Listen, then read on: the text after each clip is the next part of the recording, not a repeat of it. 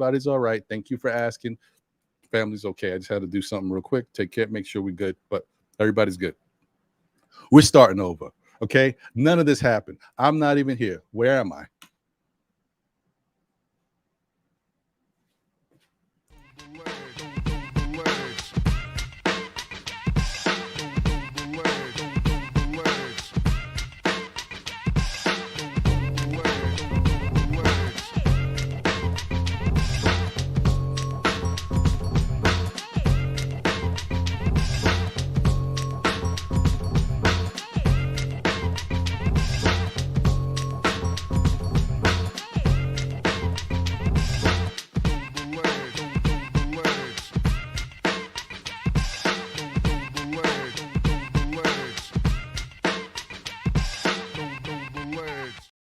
Hey, we are back. What's going on? Happy Saturday. We are here. You see it.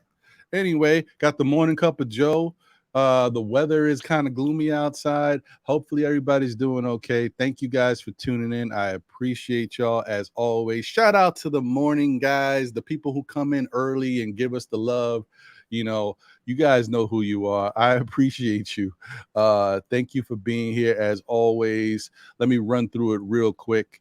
And, you know, Walter Blackman is in the building. David L is here. Margaret Edwards is here. Angel Torres is here. Let's see. Andy N is in the building. Salute, International Andy.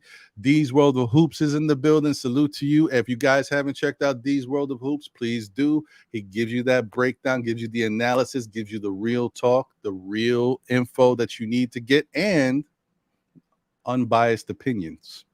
So definitely check out D's World of Hoops on YouTube. Hit that like button, subscribe, all that good stuff. You know what I mean? Comment, show your love. Kareem Grant, what's good, twin? I appreciate you. I'm glad you're here. Louisiana Knicks, I appreciate you. I'm happy to see you as always, my brother. Billy Goat's in the building. International Andy said he's coming on today. Okay, I got you. The link will be in the chat in a little bit. Fabian Williams is in the building. Salute to you, my brother. Our Future Media, where you been, man? Good to see you. Thank you for being here. Craig is in the building. Craig, what's good? Salute to you. Always good to see you. Kerry Cox is here. Mega NYK, my guy called Mega's in the building. Salute. JJ's in the building. Salute. Good to see you. There's some people talking about mute stuff, and I don't know what that is. Must be a new song or something. 27 is in the building. Appreciate you. Good to see you. Wilson Dang is here. Good to see you. Appreciate you.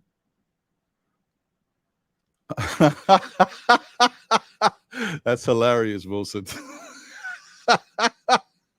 Okay, but I don't know what you're talking about. Anyway, J Tap is in the building. Salute. I appreciate you. Good to see you as always. What else we got here? We got I think I got every Boulevard 73 is in the building. Salute. Ken is in the building. Salute. Good to see you. Appreciate you. What else? Got everybody. I think Sherwin's in the building. Salute, Sherwin. Good to see you. Oh, I think I ran. Oh, Smoking Nick is in the building. Good to see you. What's going on, guys? If you haven't tuned into Smoking Nick's show, please do. He's got a show that comes on a little later because he's on he's West Coast time. Sacramento flow, but he will give it to you raw and uncut.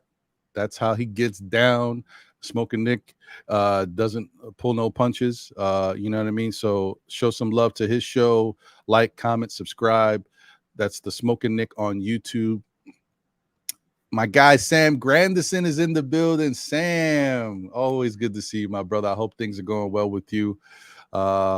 I'm assuming you're probably finished up with this semester of learning or whatever is going on right now, or at least you're very close to it. Bricks Nation is in the building. Salute, Bricks. Good to see you as always. Yeah. All right, man. I can't believe how there's so many comments already in the chat. I mean, the show just started, guys. This is the first time the show started. Look at all these comments. It's unbelievable. Oh. And they're talking about some mute stuff. It must be a new game or something. You know, all the kids are doing it. I don't know. Anyway, all right. So we are back, guys. Thank you for tuning in. The weather outside, like I said, is funky. You know, that's how it is, man. You know, it's beautiful weather when I have to work or can't do nothing. When my birthday comes along and I'm gonna chill and celebrate. Rain, open up the clouds, come down. That's how it is. And it's cooler too. It ain't even nice like that to be like, oh man, I could go out there in a t-shirt. Can't even do that. Oh, okay. Sam said he's done with the first year of law school. You know what, Sam? Ah, man, I'm so happy for you, brother. I know it's a grind, it's a long haul, but you're in it and you're gonna do it, and I appreciate you, bro.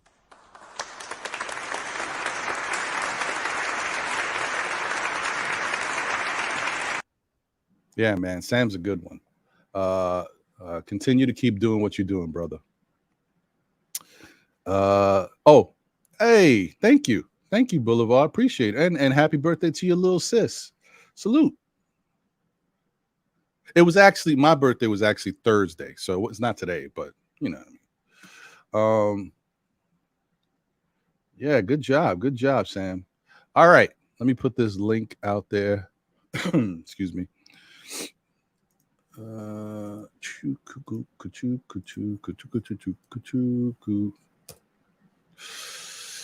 Okay. And also, thank you, Smoking Nick. I appreciate that. Thank you, D. Appreciate you. And also, you know, appreciate you guys tuning in on Twitch and on Facebook to this show that just started right now and did not start earlier with any difficulties whatsoever. I appreciate you guys out there tuning in. Thank you for rocking with us. Always good. Thank you, JJ. I appreciate it. Oh, Kerry Cox, we made babies. You know what I mean? Happy birthday, happy belated birthday to you, my brother. There'd be a lot of May babies, you know. Lot happens in May, June, July, April. I guess April too, but I feel like a lot of birthdays be happening during these times. I don't know. Thank you, Sam. Appreciate you, brother. Yeah. So, all right, man. You know, we can get into it, guys. Because you know this is going to be a long off season. There's a lot to talk about. I think I already mentioned this on another show. I'm not going down the rabbit hole this year. Okay. This show is dedicated to us talking about what's next for the Knicks and kind of different things, different scenarios that might play out. But I'm not going to be doing this every show. I'm just not going to do it because last year was a rough one, man. We were out here. Oh, Donovan Mitchell's coming, blah, blah, blah might come, blah, blah, blah might. We looking into this. And then Donovan Mitchell got real. Then it got some real buzz. And then and then every show was dedicated to Donovan Mitchell. And not that it wasn't fair because the Knicks had a really good shot at getting Donovan. It just didn't happen. I just don't like I'm not with all the speculation. You know what I mean? I don't want to go back and forth talking about something that may or may not happen. I'll do a little bit of it. I don't want to dedicate every show to that because in the end, you know, there's going to be other things to talk about. I mean, I'll talk about realistic possibilities. Yes, but I'm not going to be pie in the sky. You know, it's like me saying, we might be able to get, you know, LeBron James because he mentioned in a tweet, oh, I love New York pizza. What? I'm not doing that. Come on, man. Nope, not doing it. Anyway, all right. So let's do this. Oh, and Knicks will be 2026 NBA champs is in the building. Salute to you, my brother. Always good to see you. Hopefully you are doing well. Ashley Inc. is in the building. Wiz, what up? Yeah, man. And I still can't believe, I know I Rokas, man. But what did he do? I'm gonna ask International Andy when he gets in here. What the hell did Rokas do? I can understand giving your body up for the ball, but this dude lost teeth. Like, what are we doing here? Anyway, Knicks on Nice is in the building. What up, Pudge? Good to see you. All right. Let me do this. You guys good? Nope. One's not good yet. How about you, International Andy? All right. You the first up then. Boom. Hey, what up, International Andy? There he is. What up, Ron? Happy to be on. It was a long time no see for me on Still Knicks fans, but finally I managed to do all the Saturday chores, so I'm gonna be available at 5, right? So cool to be on. Like you see, it's day in Poland here, so I'm happy. Nice. The show is kind of early now. Yeah, man, I'm good. I'm happy to see you, bro. Honestly, you know, I ain't gonna lie to you, Andy. I always think about it, especially when I'm doing the NBA report, because there's certain people that from MBK fam that I can never get on the NBA report because they work at night, or by the time it goes on, you are knocked out. So I'm like, damn, one day. Yeah, we'll figure it out. One day, maybe I'll do the early show on a Thursday or something. I don't know. Anyway, good to see you as always, my brother. D, you good? All right, guys. So, hey, what up, D? What's good, everybody? How's everybody? What up, D? Yeah, man. Good to see you as always. Shout out to Corey Lee in the chat. I appreciate you. Good to see you. Paris Doug is in the building. What's good?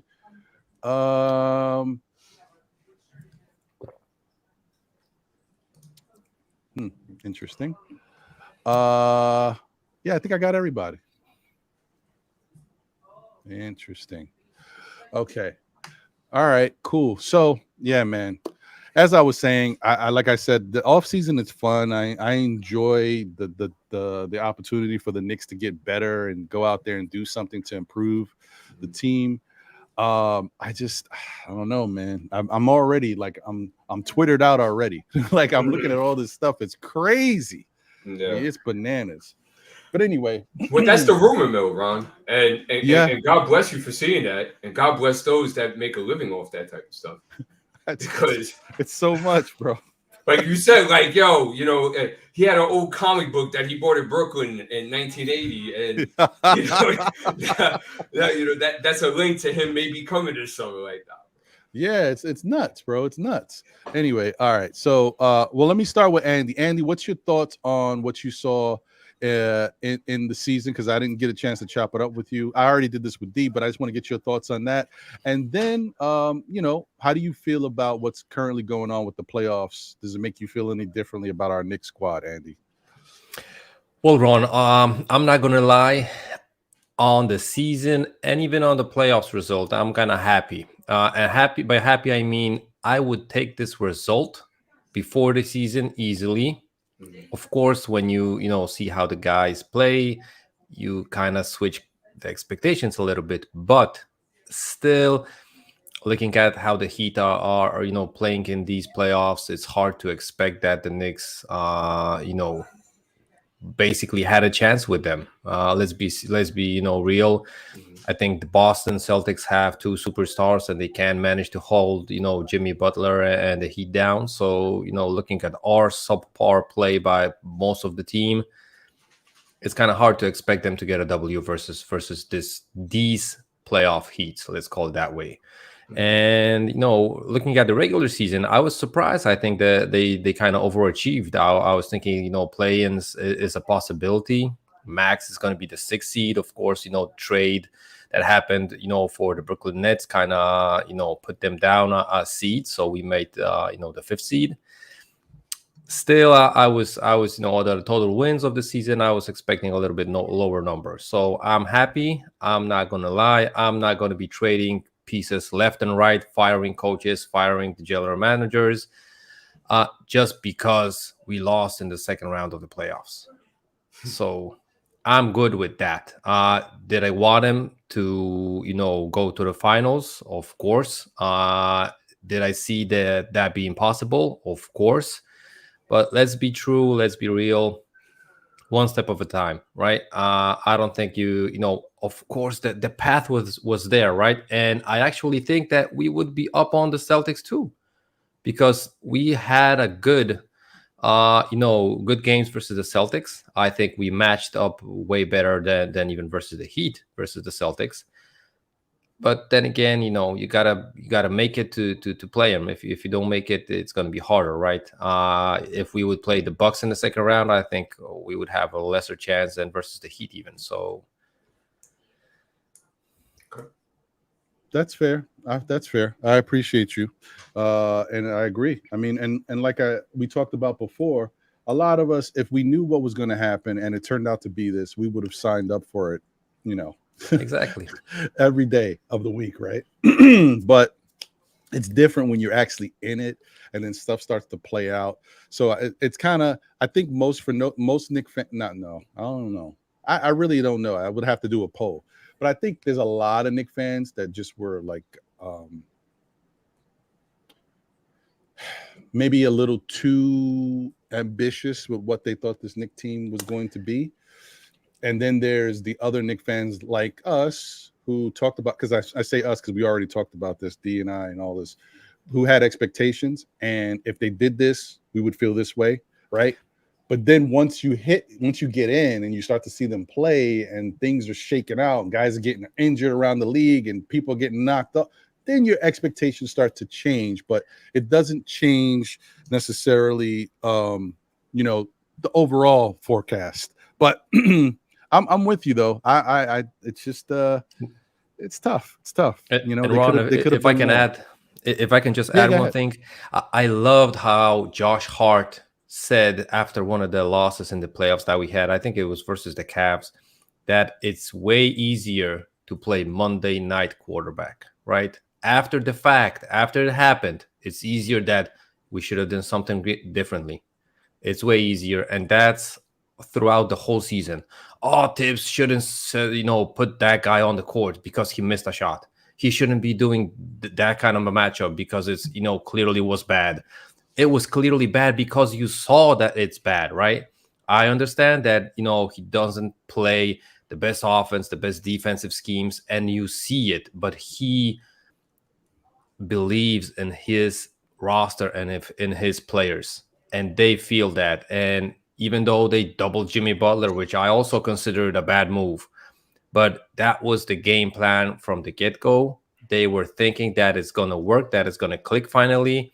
It didn't. You know, he maybe should have. And like I'm saying, it's easy to say now that we shouldn't double Jimmy Butler. We shouldn't do this or that, right? But it's after the fact. Who of us would think that when he went to the 9-man rotation that we're going to go on such a winning streak, right? So if that would be that easy, every coach would be doing it in the NBA, right? Mm-hmm. So it's not the same solution for every team, for every roster, from every player. So I think it's really hard to say, and it's really, for me, it's kind of stupid to judge after the fact. If you would be doing a live stream and you would tell me, listen, we shouldn't be doing, you know, doubling Jimmy Butler, and they're still doing it, I'm cool. You had one thing right. But you never know what if Tibbs would do something else, and that wouldn't be working, because we expect that all the pros that Tibbs did, it's like, oh, everybody would do that. We would just do better than Tibbs, right? Or than the players, or than, you know, the decision making or whatever. So for me, it's like the perfect situation, like Josh said. You know, playing Monday night quarterback is way easier than playing live and in the game. So. I was gonna say there's some truth to that. Before we get over to D, I want to say that I agree to a certain extent. You know, Tibbs made some choices in the playoffs that still leave something to be desired. Do I think he was the Tibbs that we have dealt with in the past seasons and earlier in the regular season? No, I think he was a lot better because towards the end of the regular season, he made some really good choices. And I think that kind of spilled over to the playoffs. He was making better choices. Do I think he was perfect? No. Do I think Spoelstra probably did a better job of game planning and having his guys prepared for what we were going to do as opposed to what we were prepared for them? I think Spoelstra did a better job of it. I'm also going to give Spoelstra credit and the Miami Heat credit for having a system that's been in place for a long time with continuity. And I think that's very important. I think that's a big. It's not just the experience; it's the fact that they've had the same coach for years. They got the same system. The players just have to come in and buy in. With the Knicks, you know, that if you want to be really honest, you could say that this is the best the Knicks have looked under Thibodeau. So now it looks like everybody is bought in. Adding Josh Hart to the mix and Brunson, but so I just think that the Heat had that advantage. And I think it also made Spoelstra look like a better coach, but I think that also has to play into how they're a well-oiled machine over there. So I'm not going to let Tibbs off the hook, but I will say he wasn't as bad as he's been in the past, and I think there's some improvement there. He still made some questionable calls that I don't know if it cost us the game, but as I know D would point to the Jimmy Butler thing when Jimmy got hurt he was out there for like 7 or 6 minutes and we didn't take advantage of that. That's a bad move by Tibbs. But you know, there's a couple other little things. And some might say, may I bring them to example when you're done? Oh yeah. I know you will, definitely. And another one thing that some people and I agree with is that when Grimes went down and he inserted Josh Hart into the lineup, I'm okay with that. I think that makes sense. You got to do that. My whole thing is whenever something happens for Tibbs, he goes with the solution and then the solution becomes the staple. You know what I mean? But it's not, you shouldn't do things that way. You should keep things to your game plan and what got you here. Because I guarantee you this, we already saw it, so I don't have to guarantee it. When Julius Randle went down and Obi was inserted into the starting lineup, when Julius Randle came back healthy, did he stay with Obi in the starting lineup? No. So my point is you bring Josh Hart in to be a starter while Grimes is recovering. When Grimes is healthy, put Grimes back in his position, put Josh Hart back in his position. When you go with something too long, sometimes, you know, it may not work out for you. And that's what happened. But I'm not saying that's the reason why we lost. I'm just saying these are like symptoms of the issue. But let me get and I'm gonna let D go while you talk. D, I'm gonna bring in Sam and Smoking Nick. Okay, cool, no problem. So well, first of all, how's everybody doing? First of all, and shout out to the chat, shout out to still Nick fans, shout out to the rest of the panel came in, shout out to Sam, shout out to Smoking Nick, shout out to the Hoop family as well. We are at 979, 978 or something like that.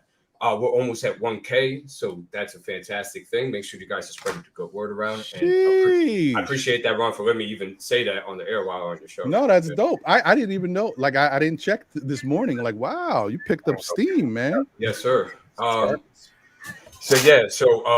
shout out to that. Just a couple of things. And I know you have a whole topics and stuff like that. It's something that Andy said. And Andy's a smart guy. Andy knows what he's talking about, so he knows exactly that we'll be on the same page as far as understanding. Here's where I don't buy the whole thing. Like my whole show, like for example, right, is predicated. My whole life is predicated on the fact of no biases, and to be objective as much as possible, and to give the flowers when they're deserved, and to get the bus. And that's with everything, right? So, you know, and we gave Tibbs a lot of credit from the year because you could tell like they had different agendas going on, right? And they had to change it up a couple of times. They had to go back to the playbook. They had to start it over, and they decided we're going to do it Tibbs' way. And I think you could agree with this. We're going to do it Tibbs' way, right? And you could tell by the pace percentage. You could tell by the amount of assists. You could tell by the amount of possessions. Is all Tibbs. And we gave Tibbs many kudos for that because we give the flowers when they're deserved and we give the bus or when it's not. So, you know, my concern with Tibbs was playoffs. I said, okay, let's see what happens. Let's see what he does. He had a very strong regular season. I loved all the buttons he was pressing. Everything was clicking at the right time. Fantastic. And Cleveland series went very well. I thought Cleveland was a little soft, but the Knicks still won in 5 games. They dominated. Shout out to the Knicks, right? Very excited for 2. We all and I know you agree with this. 90% of us, or 85% of us, thought Knicks were going to beat the Heat. Yes or no? Yeah. So those expectations were set into place, right? There was one thing about that series, right? And I'll get into other examples. I'll be quick. That the Knicks had going for them that Milwaukee and Celtics have not. Jimmy looks near 100% against the Bucks and the Celtics. Jimmy was not 100% against us. So you also have that as well. And that's something new because we saw it in games 1 and 2 with the Celtics. So that's that. It was game 1 blunders, right? And like I said, I don't think he's going to be fired, right? I just think he should be fired because I'm witnessing the ceiling. And I don't want to try to play the future, and you want to be in the present. You always want to be in now. But I am literally seeing the ceiling. So I think because of that, and me knowing that no matter who's on this roster, and we already see with Tibbs, he depends on star power, right? He does. He did it with Jalen Brunson throughout the Heat series. He said, here you go, Jalen, right? And especially after game 3. After game 3, it was just Jalen. So that tells you that when Tibbs is in a corner, this is the things that he does. Right. So there are examples, and I'm not going to get into all of them now, but there are examples that you could draw that were called at game time. I didn't accept that Josh Hart Monday quarterback. I thought that was an excuse because there were things like in game 1, why you not attacking Butler? Everybody was saying that on game time. Why you not attacking Butler?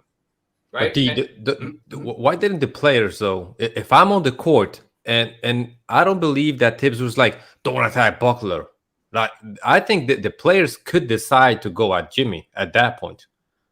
I understand. Listen, Brunson is the floor general. He can go like, let me give the ball to RJ. Let him attack him. And, right? And I get that. But my thing is that, look, I have a parent theory, right? My parent theory is that I blame parents. I don't blame kids. And I'm saying that the parent has to be there for the kids because don't forget, for a lot of these kids, this is from unfamiliar territory. This is some fresh out the uterus type of stuff for a lot of these guys. So they're not going to be adapt to a guy that's been in the league 25, 20 years. That guy that's been a head coach for 12 or 15 years. So I blame the parent, not the kids.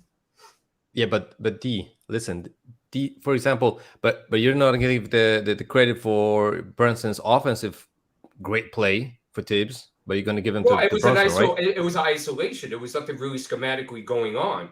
It was here Brunson, and then Brunson did it from there. So what am I supposed to congratulate? Yeah, but that's what I'm saying. That, if you're not giving the flowers Tibbs for the offense, but it goes both ways for me. I'm not saying that you're incorrect or something like that. But we don't know. Neither you nor me. We weren't in the locker room. We weren't at the game to hear what the orders were from Tibbs.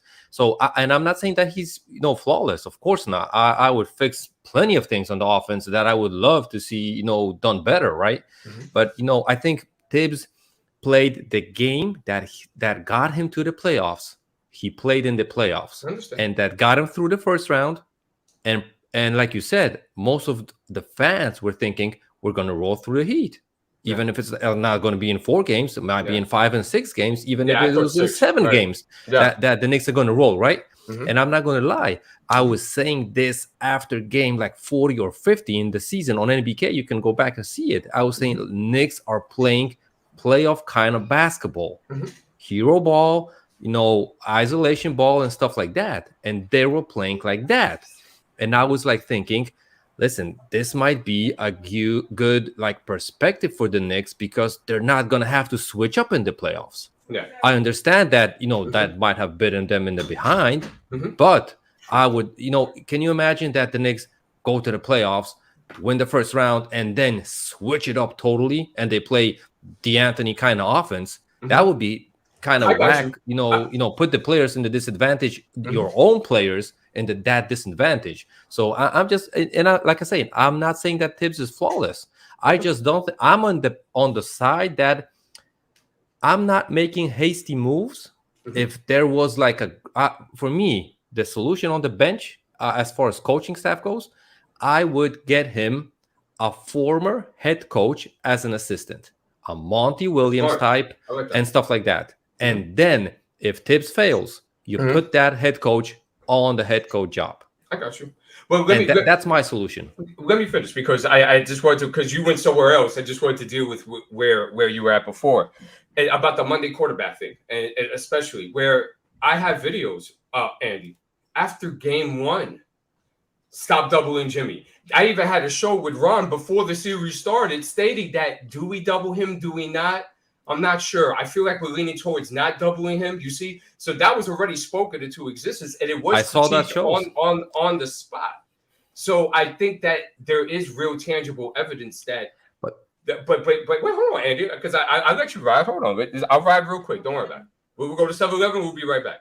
Right. So the big thing is that things could be critiqued and things could be looked at a perspective where, you know, these things are fireable offenses, and these things have to be looked at as far as continuing moving with the team forward. My personal perspective and what it is are two different things, right? Just like you feel that he should be there, and I feel that he shouldn't. But, you know, I mean, there's a lot of tangible evidence that you could use that will note to the fact that there is an understanding to a camp saying, you know what, man, I don't know. I think we've seen the ceiling of Tibbs. This is now, if you bring in star power, of course, star power takes over, and that will work for Tibbs because Tibbs just gives him the ball anyway, and just says, do your thing. So it's real, Andy. It's not something that Monday quarterback stuff that we're like, oh, after the series, like, oh, you could have done this, you could have done that. There was us that were persevering and sharp on game-to-game basis. My rebuttal to that is, and I don't want this look to like I'm butting you up or something like that. No, that's all right, bro. But I know that you are one of the most smart fans on the Knicks content creators, and if you would be on the coaching staff, I would be happy for you, bro. And I would be happy for the Knicks. I'm not gonna lie, because I know you got those videos, you got the analysis. Question is, why didn't the Knicks assistant coaches didn't bring that up, or they might have done it, but Tibbs didn't listen? That's totally different thing. So it's like you said, you know, some of part of the fan base is going to be like, we gotta fire him because of this, and some are going to be like, listen, there's still you know, a silver lining for keeping him. Like I said, if I'm the Knicks coach, if I'm the Knicks brass, I'm bringing him a former head coach for being the lead assistant coach. Yeah. Johnny Bryant, he could have been the guy for him for Tibbs, but if he brought these points up like you did and he didn't listen, that means he doesn't have the cachet and Tibbs doesn't respect him that much to listen to him. Damn. If he got a guy like Monty Williams throwing out names, Nick Nurse, even DeAnthony, Doc Rivers is a bad example because I don't want him here, but if he has a guy that was a former head coach, he might listen to him a little bit more till a young guy that he brought up, right? And, you know, like I said, that's not the solution. We got no vote here. That's going to, you know, change, right? We just, you know, putting out our basketball philosophy perspectives, and you know, we want to get the Knicks to get better. Oh, no. Simple as that. No, absolutely. And that's the point of it. And I also do think, and you mentioned something too, that you said that, and I'll be real quick, that Tibbs did it a certain way. I'm paraphrasing. He said it a certain way. I mean, he did things a certain way, and he carried it into the playoffs. And that's the big knock. And when you're in a playoff atmosphere, you have to flow like water, and you have to be able to adapt and adjust to whatever the scenario calls, because you know how the playoffs are. It's a different animal, and things can just totally shift from one spectrum to the next, from 1 quarter, 1 minute, 1 second to the next. And that was the flaws that we pointed out with Tibbs, that, you know, he doesn't adjust in game fast enough, and that was the hit for him after season 1. We noticed that you know, he does it game to game, or like, you know, even a few games to games. In the playoffs, you can't afford to go like, you know, down 3 games and then try to get up and switch things up. So indeed. Thank you, Andy. Thank you for the back and forth. So let's go over to Smoking Nick and see his thoughts on. We kind of talked about a lot of this last week, so we don't have to go into the season so much. But like, what are your thoughts on the Knicks and how, you know, because I know a lot of fans have been talking about Miami and the playoffs and how they're playing these teams. So how does that make the Knicks look better to you? Do you think, like, you know, that whole dynamic, like, okay, we got beat by Miami, but Miami's good. I mean, like we tried to say before, Miami is not a bad team. They just may have had a tough season, but the playoffs, they've been showing out. So what's your thoughts on that? And then after that, you could pass it to Sam. D, could you hold it down for a couple minutes? I'll be right back. Absolutely, sir. Go. Appreciate it. Go ahead, Smoking Nick. Good to see you, brother, always. And Sam, appreciate you. Salute to y'all, man. Salute to you, Andy, D's World. You already know. Sam Grandy. You already know. Ron. To be honest, it does make us a little better in my eyes, but it does hurt us as well. You feel what I'm saying? Because it shows you what you're lacking. You know what I mean? If a team could come from that position and usurp your position and skip the line when you think it's your time, you know what I mean? Because we thought that was our timeline, but it seems to be their timeline. But they also have more experience in these type of situations. So that's a main factor. You got to remember the fact that they was just in the conference finals last year, a couple years ago, and then they was in the finals like 4 years ago. So all these things factor in. And I think they went to the finals the first year they acquired Jimmy Butler as well. So things like that matter. They got way more experience. They got players on their team that have won championships. Kevin Love, Kyle Lowry. So all these things factor in. We're learning to get on that position. Some of the dudes have already accomplished these things, so it's easier for them to relay the information to other people. So I do think it makes us look good, but it also shows us what we lack. We might need some championship veterans, even like what's that? Like a Damian Lee, a Juan Toscano Anderson. Yeah, they're not going to play a lot, but they could still relay information from the experiences they had, and you know what I mean? Stuff like that. And it's because it builds morale when you have players that's actually been there before. And we don't have no players that's actually been there before. So that plays a factor in it. You feel what I'm saying? Indeed. Absolutely. So I definitely think there's some positives in Miami continuing to do their thing, because it makes it seem like, because at this point we're the toughest team that's played them, and we all were injured, both sides. So we won the most games on Miami to date in the playoffs. So to this point, we've played them the toughest because we could have won game 6. One play, you know what I mean, here or there, the game flips, and then we was having a game 7. You feel what I'm saying? And that would have been 3 games, whether we win, whether we lose. It doesn't really matter, right? We are where we are now. Yeah. But at the end of the day, you feel what I'm saying? Do changes need to be made? Changes definitely need to be made, but I think it's minor tweaks. Get a couple veterans in here that did something with themselves. That's, you know what I mean? Get a couple coaches here and there that, you know what I mean? Particularly like one that really knows the X's and O's and knows how to draw up plays. You know what I mean? Even if you might not see him drawing up the plays in quick timeout, we need somebody that really like sideline plays and quick actions. We just need to run more plays because the clear out ISO is not doing it. Okay. All right. That was a sound assessment, bro. Good stuff on that. Sam Granderson, was good with you. Talk to us, bro. Salute, guys. How's it going? Hope all is well for you guys. It's been a while since I've been on the main show here, but we're back in business for the summertime. Nice. I pretty much don't have any complaints or any disagreements with what you guys have said. I think that Miami, they've shown that their defense is real. They have the playoff experience. They have a guy who's an underrated superstar in Jimmy Butler, who people need to start respecting. They have guys that come off the bench who showed up, who did not even show up for them in the regular season. Kyle Lowry. This is somebody who's dealt with injury the whole regular season. He was barely getting minutes. The Heat have been banged up now in the postseason. Then you've seen guys like him, Max Strus, step up. So these are guys that we weren't even expecting to play as big a role on the Heat, who have showed up consistently for them throughout the playoff series. So I don't feel as bad about losing. Yes, it still stings because I feel like, we could have attacked them a little bit more in different areas, but we all have our, sayings on that. But moving forward, I agree with Andy. And me and D talked about this on his show. I don't think that they're going to fire Tibbs, even if you do have, some quarrels about it. I think their best bet, like Andy said, is to bring in some of these veteran head coaches, some guys who he actually might listen to, because we don't know like what's going on, but at least to shore up the fact that there are some veteran coaches on the coaching staff that have been there before, and Tibbs can trust them if he's, lost in a certain area, and we're not just hoping and praying for the ISO plays all throughout the regular season. And we see some type of sets out there that give us some type of proof that these coaches are actually, camaraderie on the bench and they're all on one accord. Because right now we just see Tibbs and we don't know what Johnny Bryant's doing. We don't know what Dice Yoshimoto's doing. We don't know about any of these guys, what they're bringing out to the team.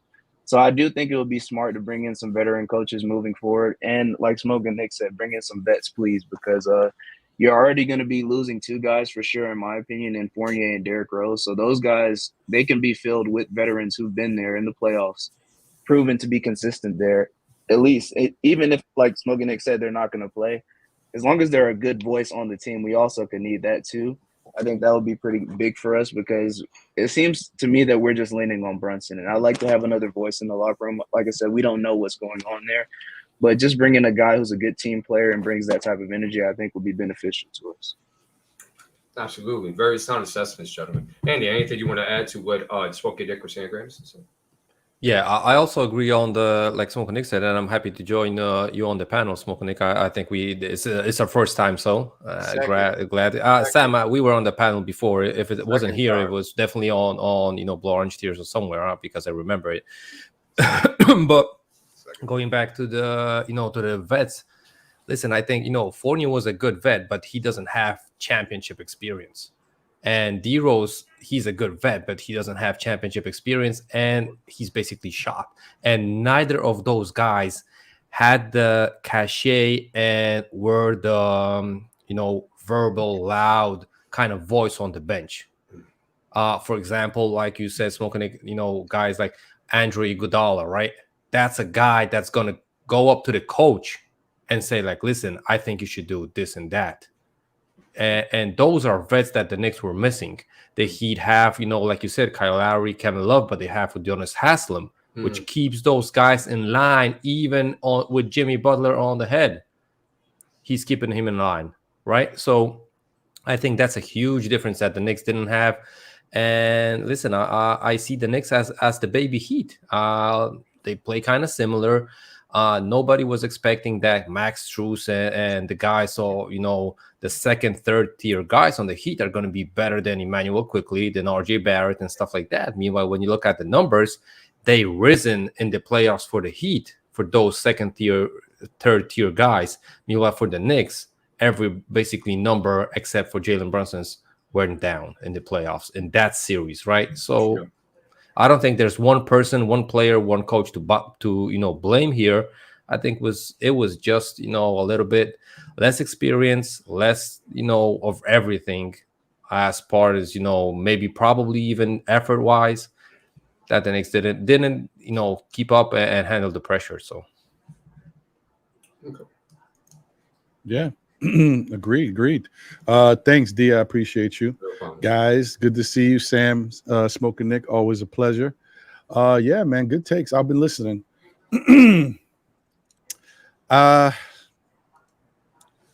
It's gonna be a lot to talk about. I don't know. We're gonna have to just watch how it plays out.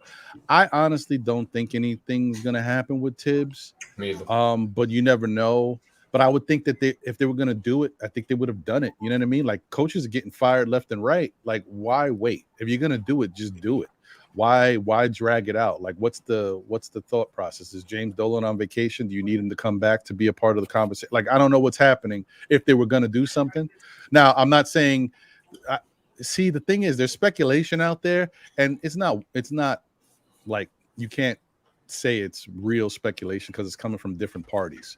Coming from like people that aren't basketball minds, like Joe Budden and all these other people talking about, well, I heard, and not saying who they heard it from. The only thing is it has some teeth because a guy like Joe Budden knows a lot of players in the NBA and may know some Knicks players. So the point is, you never know. He heard something about Tibbs might be on the hot seat. I don't know.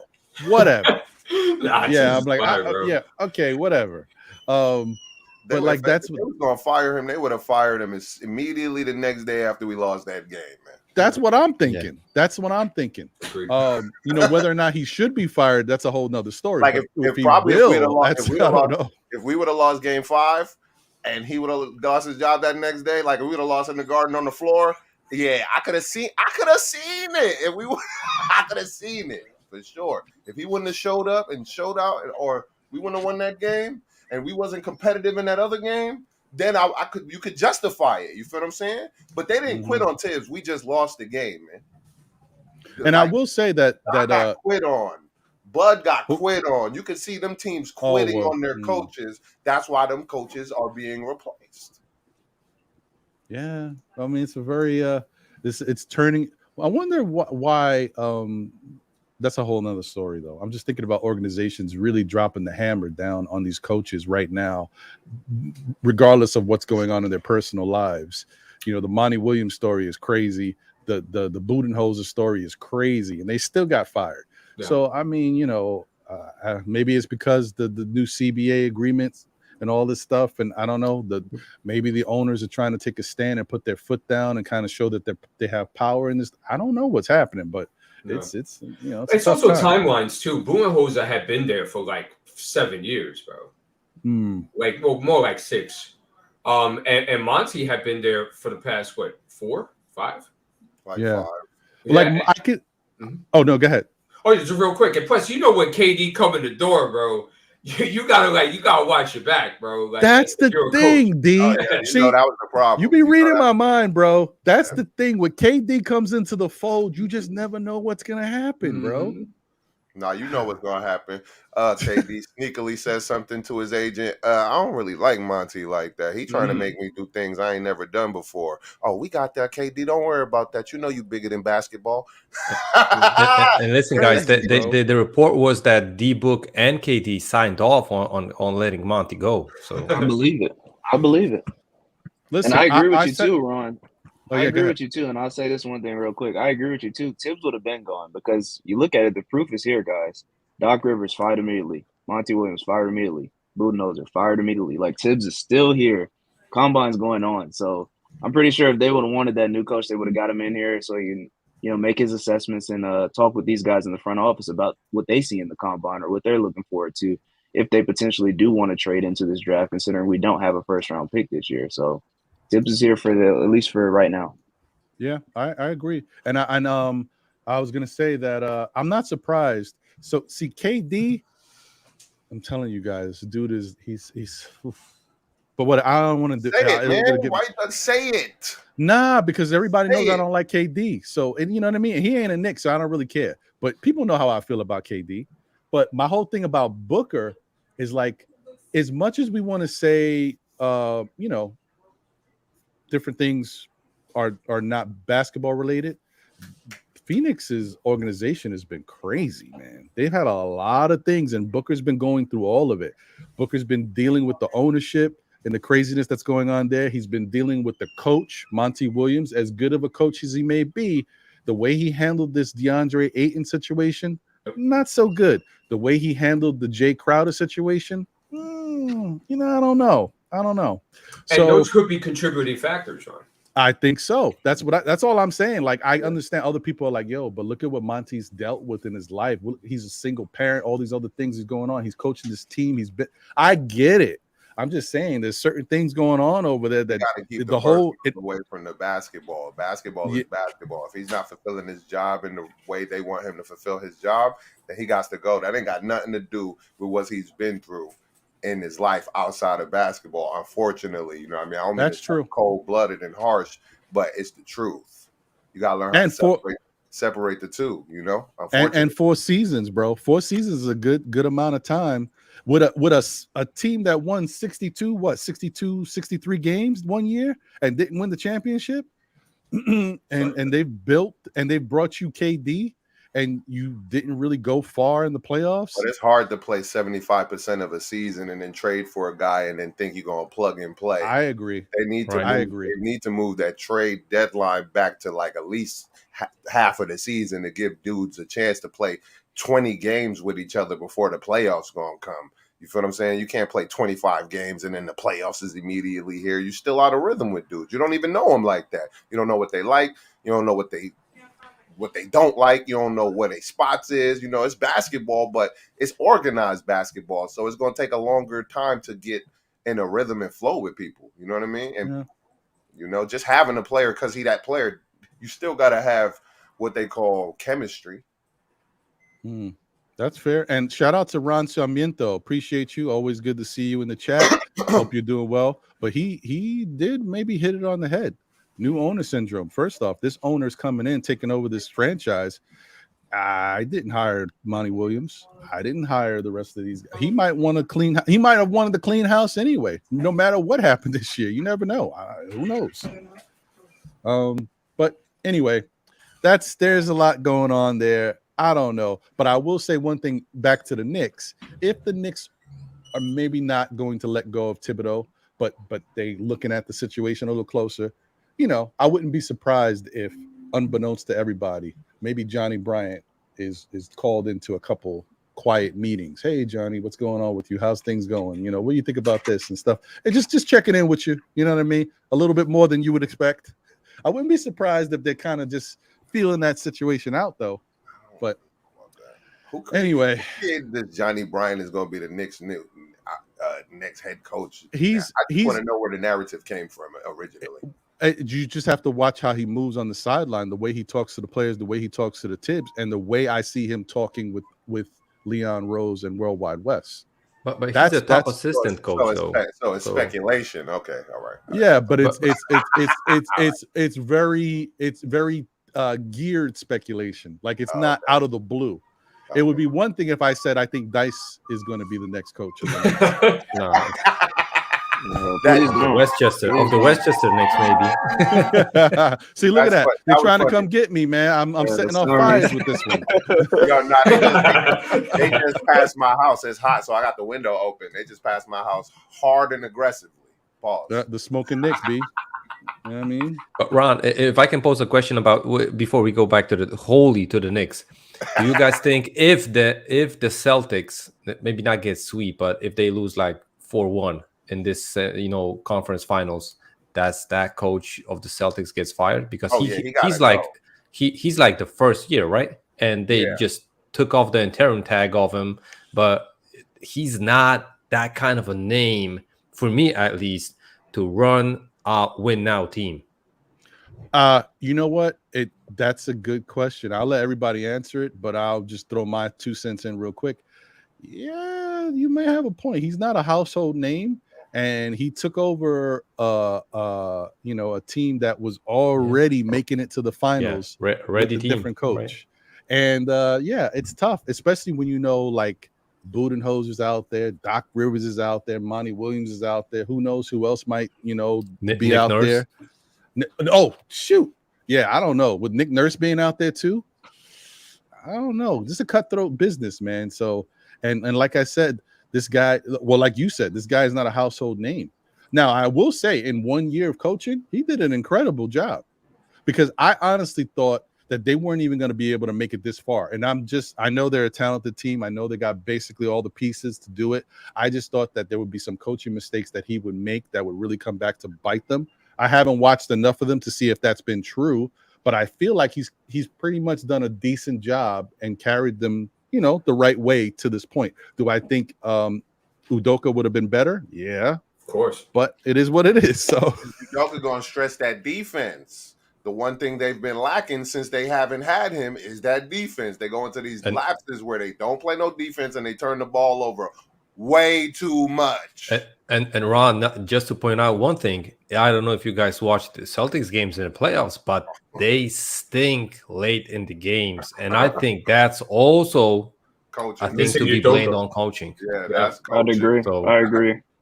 Yeah, so I ultimately think, would I fire him? Yes, because unfortunately you've been put in a tough position where we supposed to win the championship and so we got to get somebody in here that know a little more X's and O's and late game situations and scenarios like that. Time management, you know what I mean, which is very important late in games. How you managing the game, how you managing your timeouts, are you using them, are you not using them?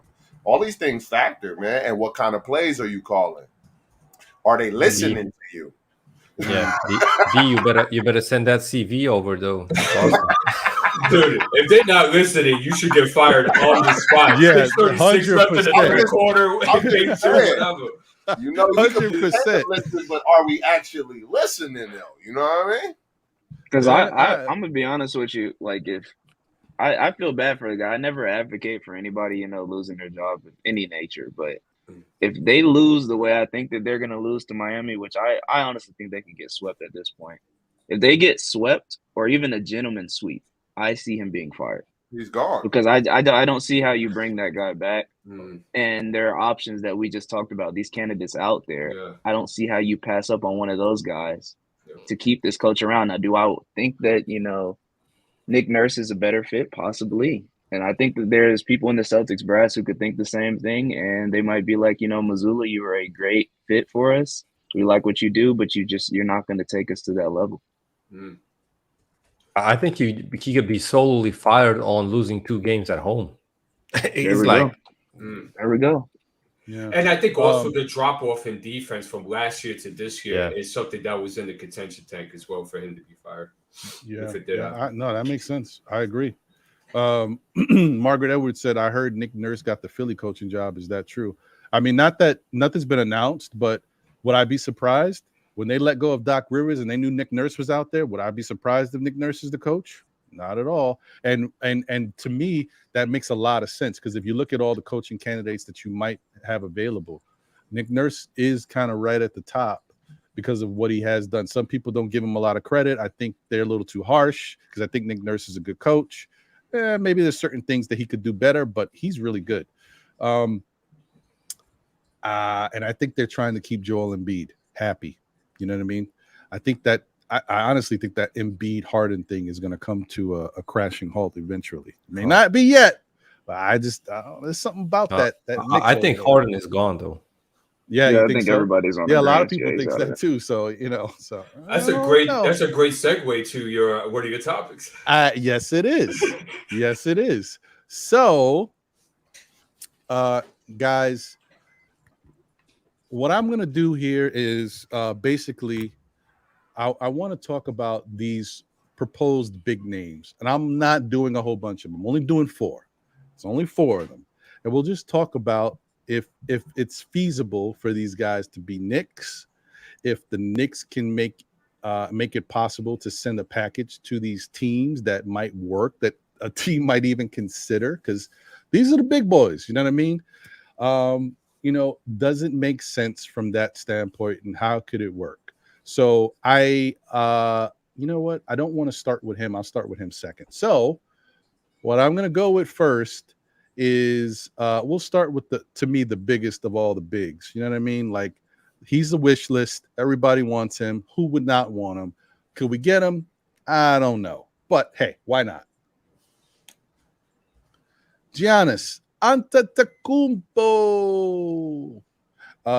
You know what I mean? You see the numbers for the regular season: 31.1 points, 11.8 rebounds, 5.7 assists, a little under a steal, a little under a block, 55% from the field, 27% from 3, 64% from the free throw line, which I'm still surprised that number hasn't increased, because I felt like he had one season where the whole year he seemed like he was shooting better. And he's kind of regressed a little bit as time has gone by. He's still kind of in that same level. So I would think his free throw shooting would have gotten even better by now, but it just hasn't. But yeah, man, Giannis Antetokounmpo. Let me get Wiz in here as well. Wiz, I'll bring this back up. But what's going on, brother? Good to see you. I'm good to see you, man. Happy belated birthday. Thank you, brother. Appreciate you. 46 ain't never looked this good or this bad. Anyway, Andy. Hey, mindset. Like we good. The Mensa group of Knicks knowledge here, right there, man. I'm like, oh my goodness, is this like Silicon Valley? But it's all these but before. Another all-star cast today, huh? For sure. Another all-star cast. Hey, man, listen, I appreciate y'all, man. Thank y'all for being here. 100. Before we get into Giannis real quick, and I'm going to start with you, Wiz. So, but before we get into what you think about Giannis being here, and then, what's your thoughts on, was there anything you wanted to say before we got into it? Because I know you're just coming on. Yeah, man. The Tim situation. Actually, just the last take you guys just said on the Boston coach getting fired, and he got thrown into the fire. It's a lose-lose for him right now. I mean, there's no way, if he doesn't win the championship, was anyone going to say, oh, he did all right, except, of course, he went to the finals and went to like game 7 or something, or game 6. So I think he was set up to be for a loss. I go back and forth with Tibbs. You know, continuity. I know we want to maintain some continuity. He's the godfather to a point guard who probably likes him and likes his, his style a little bit. Although if he's really objective, I mean, he could probably realize that Tibbs could hurt his career if he sits back and watches how he played him. I'm not saying the 48 minutes is even the fact that I think that was necessary. Mm-hmm. But there's a certain aspect to how he plays him and overplays him where I'm saying you're getting this guy into a position to possibly get injured. And it's not, and even that's a style of play and the supposedly plays he set up, which again, read and react, ISO. I mean, there's certain times you got to protect Brunson, which one of my first thing was protect Brunson is right now my number one key as a coach in this league. Protect Brunson and give him the opportunity to succeed. And I think there are too many times I saw Tibbs not doing that. The Monday morning quarterback situation, man, there were so many things. I mean, D actually has a will Tibbs explode time. Remember that little the ticking time. Oh, the ticking time. Ticking time bomb, exactly. And I say it's like this ballistic missile. I'm just saying it's inevitable. It's just about how big. And there's certain points where you saw him revert back to his old habits, and his old habits are hard to break. I'm telling you, man. I mean, right now, I'm trying to get back to my training. I'm trying to get back to my eating properly and stuff. But it's hard, man, to break those old habits where you're just like, man, like even my coffee. I mean, I have coffee bean on the coffee, my little drink every day. I'm like, why don't I cut down the sugar? I don't need the whipped cream. I don't need the extra, caramel sauce. And it's tough. So Tibbs keeps reverting back to stuff. And it's to his detriment. And I think during the season, actually, D was lots of time D and I fought after the game and D was analyzing it. We went, those moves were not Tibbs' moves. This guy's been coaching 30 years and he watched 15 years plus of his assistant lead coaching and his 10 years of his coaching. And they go, those were not Tibbs' moves. Those were totally against his nature in some things he was doing. And I'm like, so maybe he listened to his assistant somewhere, but he did it for a couple games and he just went back. And he saw but he saw sparks. And unfortunately, just like last year, when he comes back, he confessed, I should have played the youth a little bit more. I should have not had Burks be point guard for 60 games. Well, maybe 40 plus games. All the little stuff he was saying. We were telling you that for the whole year. Exactly. And that's the part point where guard was wild to me. I ain't gonna lie. It was disgusting. Right. It was disgusting. So I understood where people was coming from. Yeah. But I understood why he did it too, because he didn't want to break the young boy's confidence too early. And Burks is a veteran. You could do that to a veteran. You can't. But do you that know what? That's another challenge I challenge people on. Bringing the young guys in too soon. I'm sorry. It's a new world.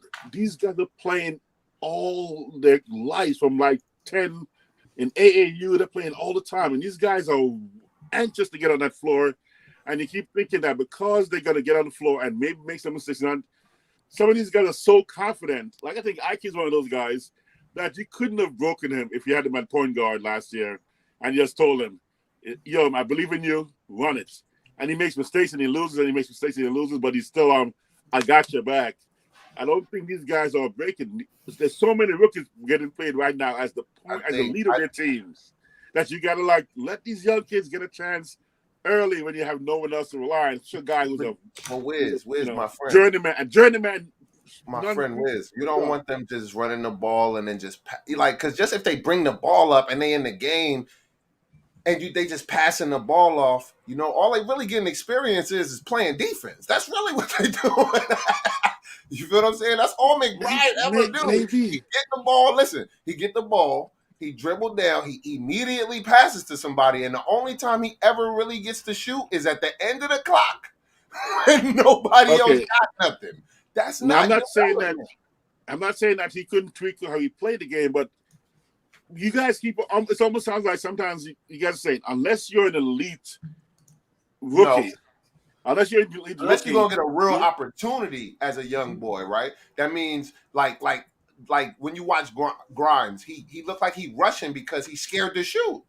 You know what I mean? He looked like he never knows when he can actually shoot. No, he needs more freedom to be actually able to do whatever he wants. And when he gets this freedom, he might, because you can see he got the potential. He gets to the rim at will. He shoots. He's always open. Stuff like that is great potential, but you got to finish the opportunities that you're getting, is what I'm saying. That's fair. That's fair. Wiz, did you have anything else before I get your thoughts on, us possibly somehow getting Giannis Antetokounmpo in a Knicks uniform? Yeah, I mean, I'm not gonna. I mean, I didn't want to bring it back to that, but I still got to go back to all the elite rookies who get their time. People are not going to say anything about them. Oh yeah, of course he should get playing time.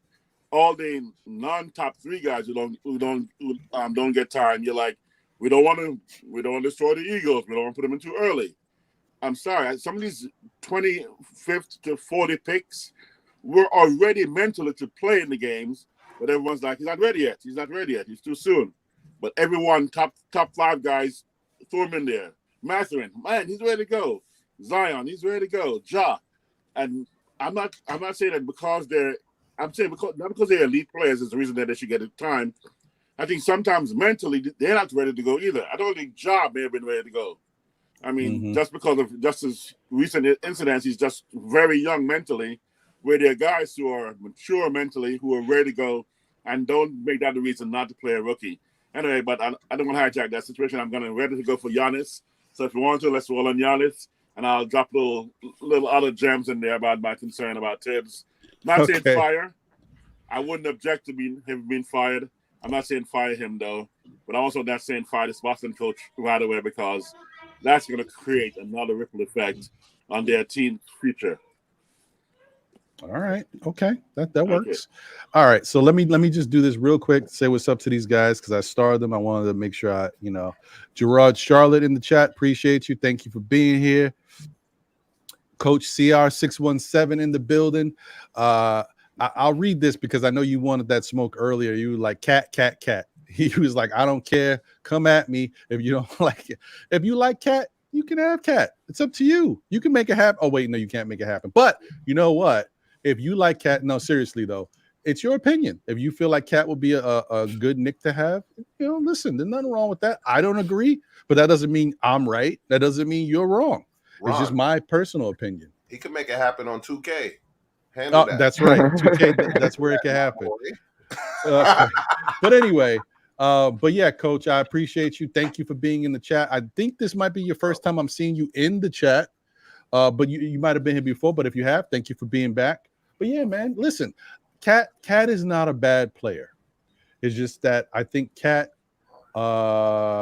fits a certain type of team. I don't think the Knicks are that team. I think the Knicks have that type of Cat mentality on the team already. We may not have his skill set, but we have that type of mentality.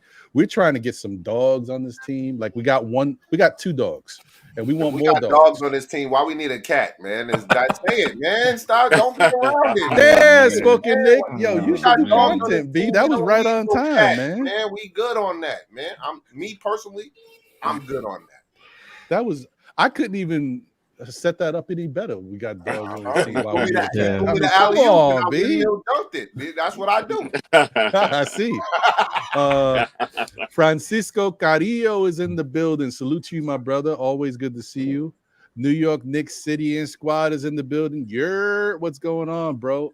Check out the Organic Fanatics podcast, man. Show them some love. I mentioned it last week. I mention it every week, man. Definitely, man. They talk a good game, man. They just like us. Show them some love.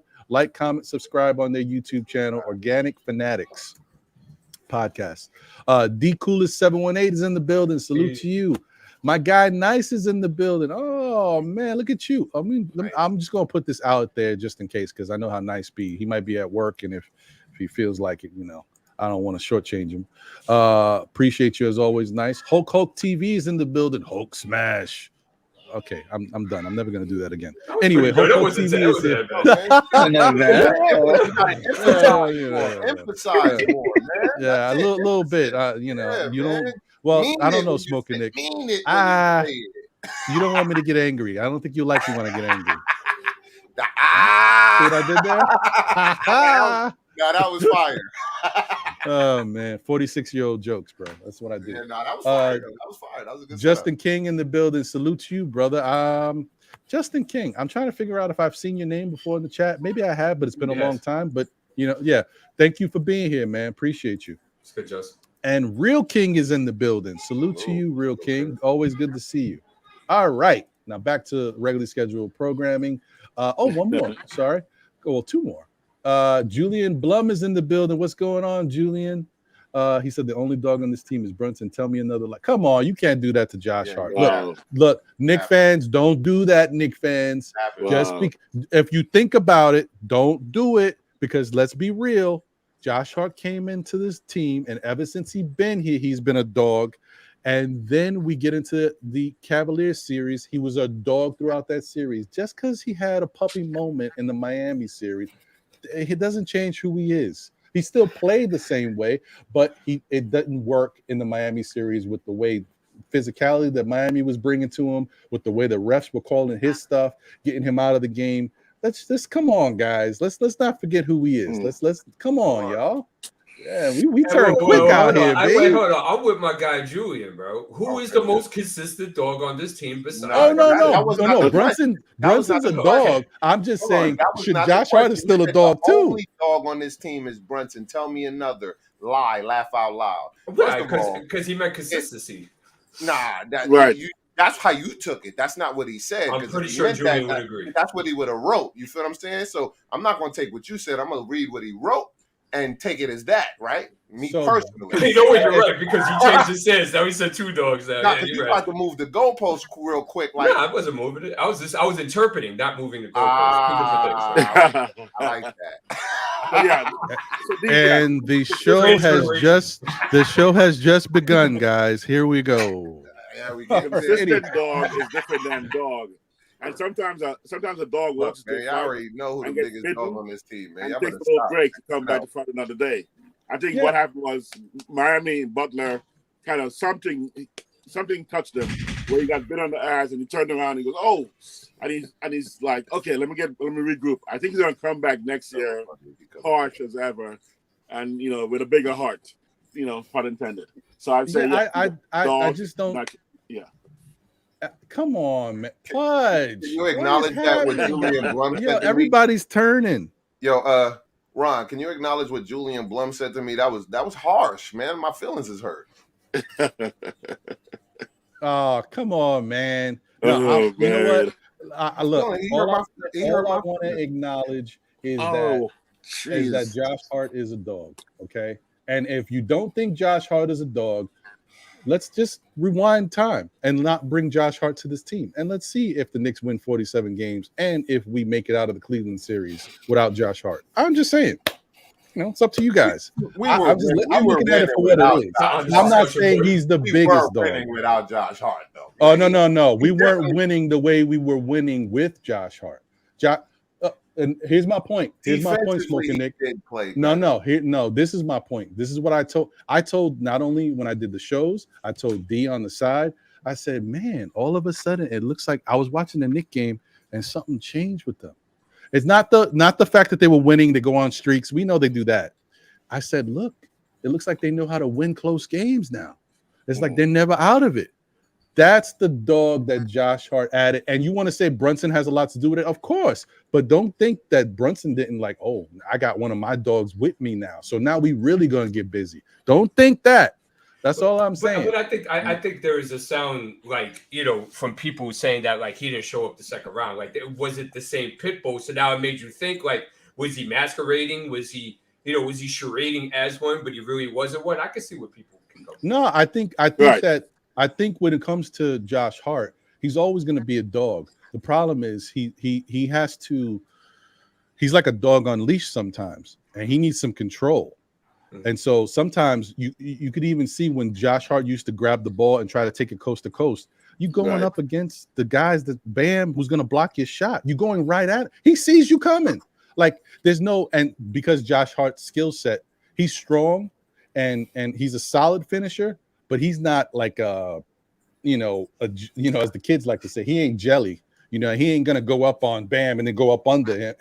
He's a straight to the basket type of dude. And when you go straight to the basket, to a guy who's waiting to block your shot, it doesn't seem smart. He should, at that point, draw the defense, pass the ball to somebody else who might be open. But Josh Hart, he's a bulldog in that way. He got that tunnel vision sometimes. And the other thing with him is that the mentality may be there, but the refs kind of silenced him because they was calling him for everything because he was a little too callous. And also, being a dog doesn't change your shooting. You can shoot as a puppy. 2 quick points. There's a lot of puppies out there who are wet from outside. Pause. So Randall's Right, not 2 a quick dog points. based off his playoff performance. Is that what we saying? Like what he did in the season to get us where we got? It doesn't matter at all. I was going to bring it up. That's why you laughing. I was. No, I'm laughing at Alex. I'm laughing at Alex. Because I think Randall a dog too. We're not just going to skip over. Oh no, hell no, we're not doing this. The biggest dog in the yard. Okay, man. Great right. comment. If you mean that Randall's the biggest dog as he poo-poos sometimes, yeah. I mean that's true. All right, 2 quick points. You set that one up. Come on, man. No, I didn't. 2 quick points, folks. That wasn't as quiet as the alley like you threw me before, but One is the term game recognized game. You saw Buster's reaction when he heard Josh Hart's coming. Game recognized game. He knows who he's got. He knows it's going to be a dog coming to the team. He recognized that, and it happened immediately. It wasn't like he had to adjust and blend in. It happened immediately, and other players started moving almost like Josh was. The hustle went up on everybody when Josh arrived. But 2, we know who the coach is from Miami. Josh Hart's game is somewhat predictable in the sense of once he gets the ball, his offensive game is going to be predictable. And Spoelstra is ready for that. So I think to a certain extent, if you have the right coaching scheme for him, he's got to now adjust his game. It's going to throw his rhythm off.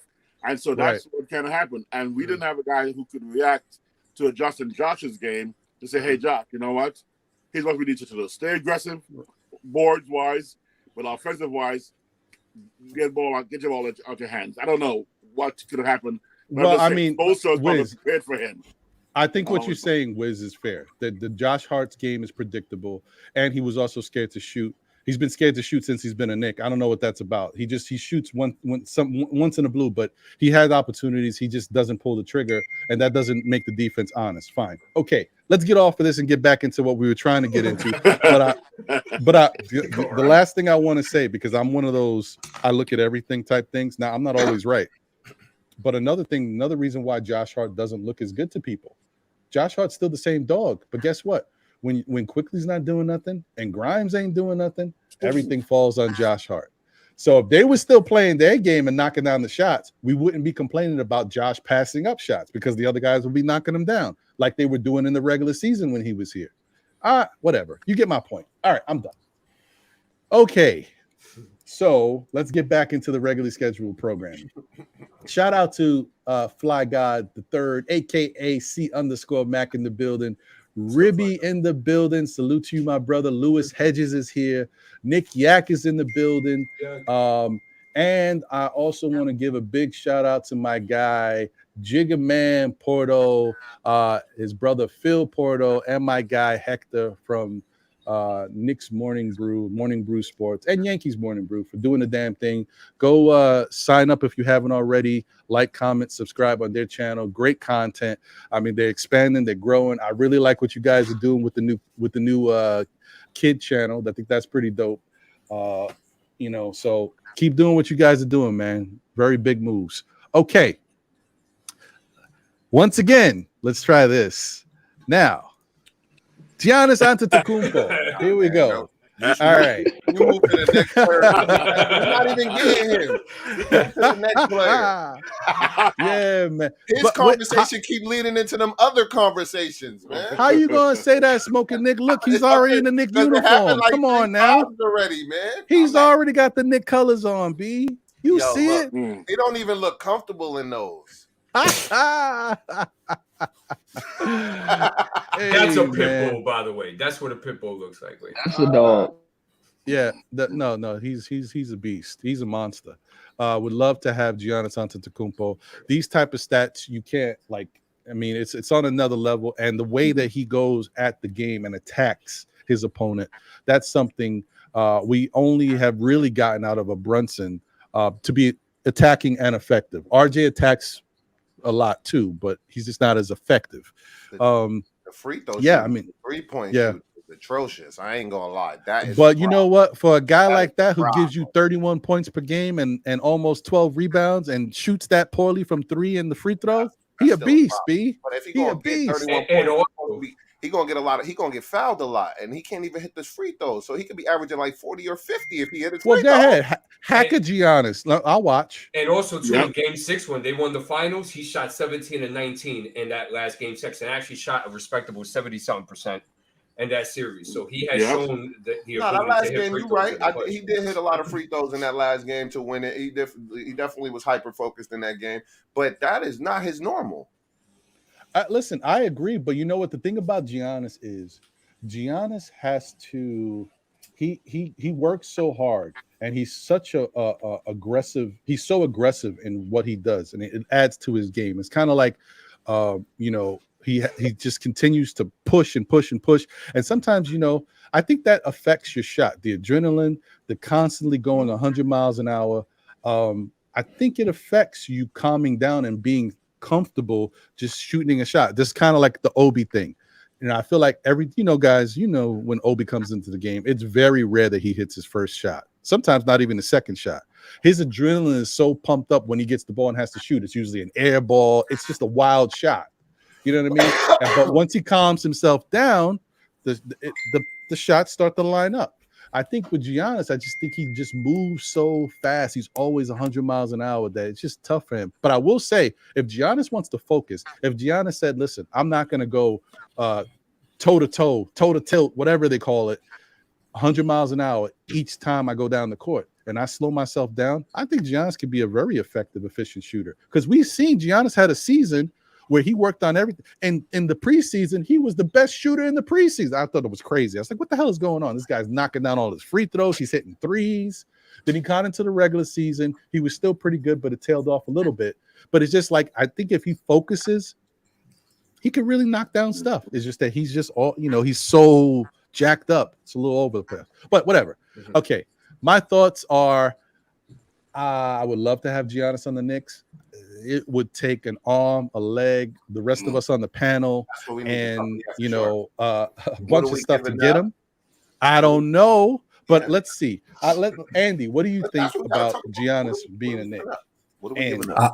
I think there's no possibility of the Knicks trading for Giannis. Why is Andy going first? He's too smart. You gotta let me go because he's gonna start us on a good foot.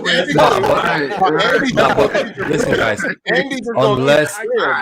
Unless he demands a trade, I don't think there's even a phone call. You would have to be crazy, to just call the Bucks and listen.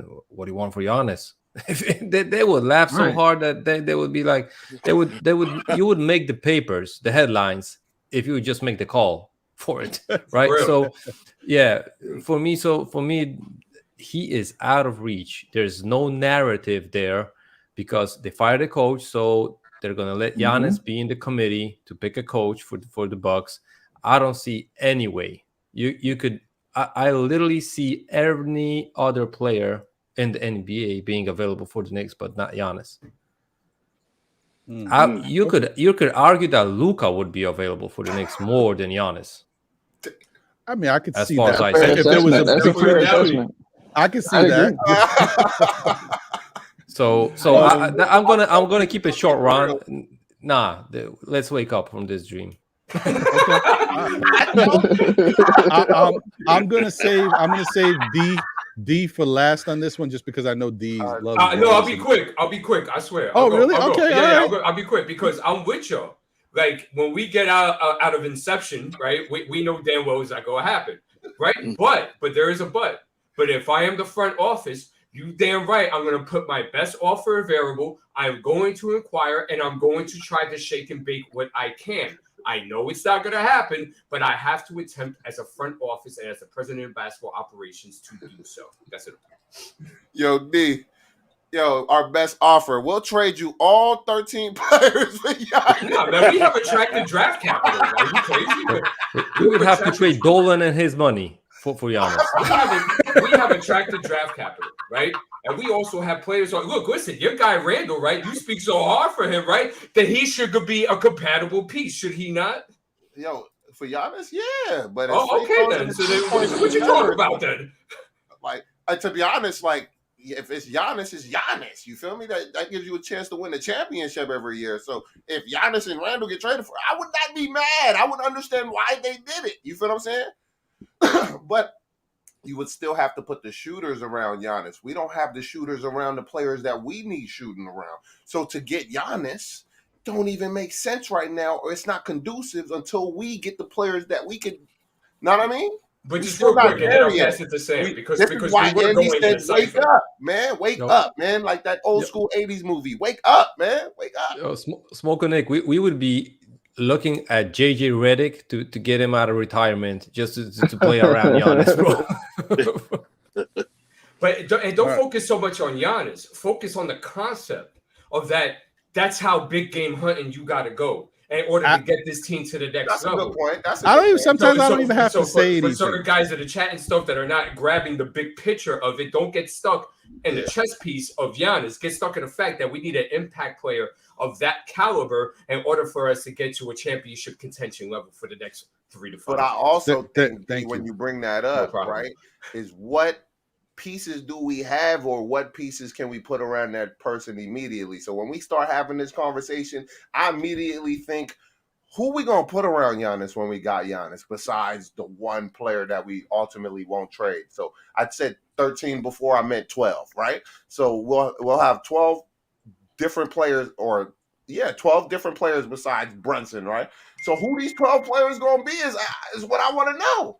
Well, listen, that is a question, and that's why you get when you throw these, and this is why I want to do this, because when you throw these scenarios out for the big fish, you got to understand, okay, well, all right, what's going to be your team afterwards? But to what D was saying, which is what I was going to say before, and I said, you know what, I'll just let everybody speak, but I thank you for taking care of that, D. It's not necessarily so much about actually getting Giannis. It's about, to me, and I've said this before, I don't know how much fire Leon Rose has in his belly to go out there and do something that takes work. Because when it comes to the moves that he's made, these moves have kind of already been written down the line. He's had these relationships and this stuff worked on for, Donovan Mitchell, Jalen Brown, of course, because we, family and all, it's like this. When is it that we're gonna go out there and get somebody that it takes work to get? I don't think you simplifying it. I don't think it's that easy, but it's definitely not easy when you're scared. Because remember, let's not forget, as Knicks fans, we all think Leon Rose is scared. He's scared in life. He's scared to talk to us after the season. He's scared to talk to us during the season. I think whatever. I think that's calculated. I don't think that's scary. No, he's scared. He's scared. He's scared. He showed me he was scared by not speaking, and then he showed me he's scared by what he said when he did speak. Well, I trust our staff. I trust what we got going. Tom Thibodeau is a great coach. He has full, basically giving him full autonomy, which he should as the coach to him. But you know what? No. But we'll always talk and evaluate the talent. If there's ever a need to make upgrades and all this stuff, we will look at that. He doesn't give me that type of confidence. That's what I need from my front office guy. He's basically the guy where the axiom that says you don't make every shot you don't take. Right? He doesn't take the shots. You got to try at least take a shot, and he doesn't make these shots because he doesn't take them. So I think he's risk averse. We not try to. All right, wait, okay. Mitchell. No, and I don't want to. We're gonna get caught up in this other thing. Okay. I want to get to Sam, but the point that I was gonna say is, the other reason why you could also see that he's scared is because we didn't get Donovan, right? Not only did we not do what we needed to do to get Donovan, some people might be fair and like, oh, well, maybe it works out for the best. The other side of it is, as soon as we didn't get Donovan, instead of just staying with a regular plan and letting it play out and see what happens with RJ, no, we gave RJ the money right away. Oh, we got scared. We put his name out there. How's he going to feel? He's the face. That's to me, that's scared stuff. That's scared business. To be honest with you, the fans set themselves up for RJ to get that bread because they hyped him up all. Nah, it ain't no nah. We ain't gonna nah now. They hyped him up all. No. Like Let's not get into that, bros. Smoking Nick. No, because if that was the case, Cam would have been here. He would have got the bread because all the fans wanted Cam. Cam was not. Cam didn't show the right attitude. RJ has the right attitude. Look, I see where you're going. I don't know if I agree, but I hear you. Sam, what's your thoughts, brother, on Giannis coming to the New York Knickerbockers, being in the Garden? Let's go. Yeah, I'm gonna keep it short and sweet. I'm with Andy. No chance. Especially with being in Milwaukee now. Like I said, they treat this guy like Jordan here. Like there's no way that this organization is ever gonna give up on Giannis. They have a lot of guys who are in question this upcoming offseason. Drew Holiday getting up there in age. Middleton, I think, is a free agent. Brooke Lopez could be looking for a deal. So there's going to be a team shakeup for the Bucks organization, but I definitely don't see Giannis being a part of that shakeup. One of the shakeup causes him to want to leave. Again, I'm saying prepare yourself for the possibility of what Giannis would get us. So I'm not saying we're going to get him. I'm saying to prepare because you know what we didn't do last year? We go for the number 4 pick. We look for one person. We didn't try for the number 7, try to get Matthew or someone like that. We were aimed single-minded for one player, and we possibly missed on 2 possible deals. Going for Donovan, we didn't look at the possibility. Oh, Halliburton going to be available? DeJounte Murray going to be? We didn't even look like we were prepared for those possibilities because we're so single-minded to focus on one person. So instead of saying, don't even think about Giannis, I said, think about every possibility and prepare yourself for every possibility. It's like a draft board for the Giants. You saw a draft, they have everything. Oh, he gets taken. Okay, this backup. Let's be prepared for it. It's never an automatic elimination that this guy will not be available because no one knew that KD, Kyrie, and what's cat in Philadelphia who just go back to Houston.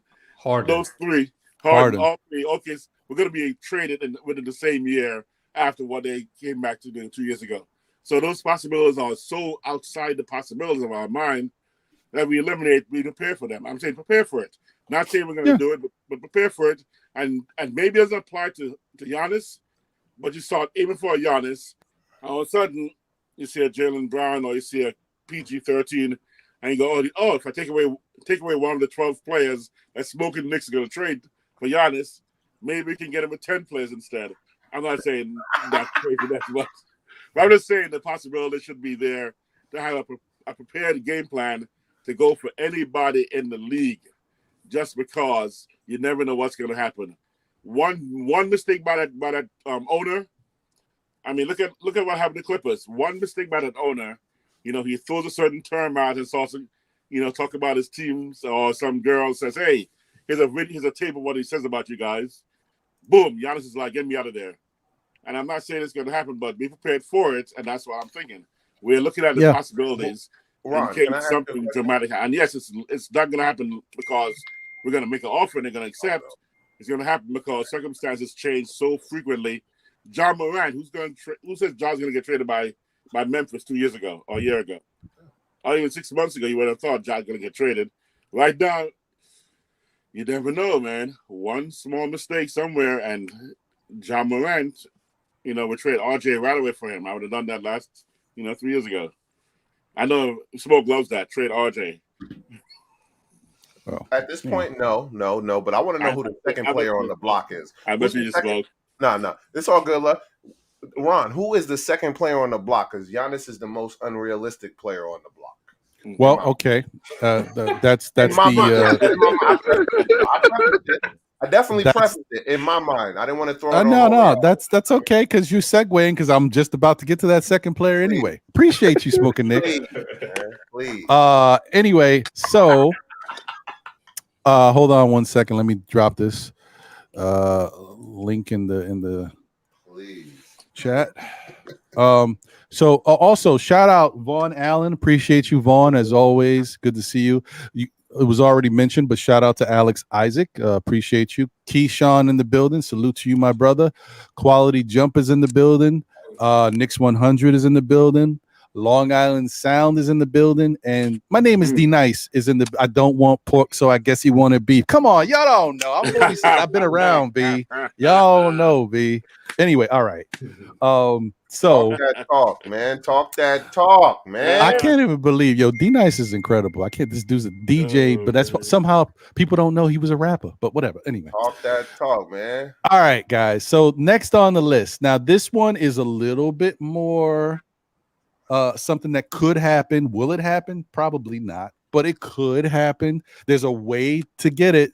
I don't know if it will be happy. It's kind of on the same realm. You know what I mean? A little bit more realistic. Joel Embiid, folks. Now, I will tell you this. Just my opinion.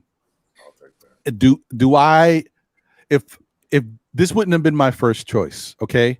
Like, I would rather go a different route to make this Knicks team better.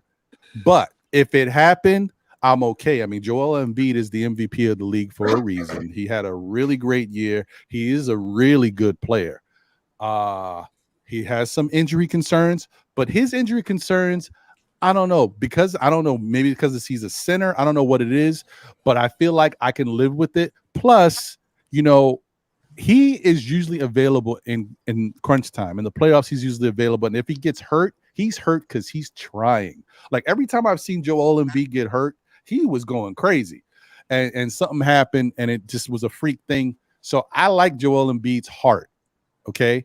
And his game speaks for itself. 33 points, 10.2 rebounds, 4.2 assists, 1 steal, 1.7 blocks, 54% from the field, 33% from three for the center, 85% from the free throw line.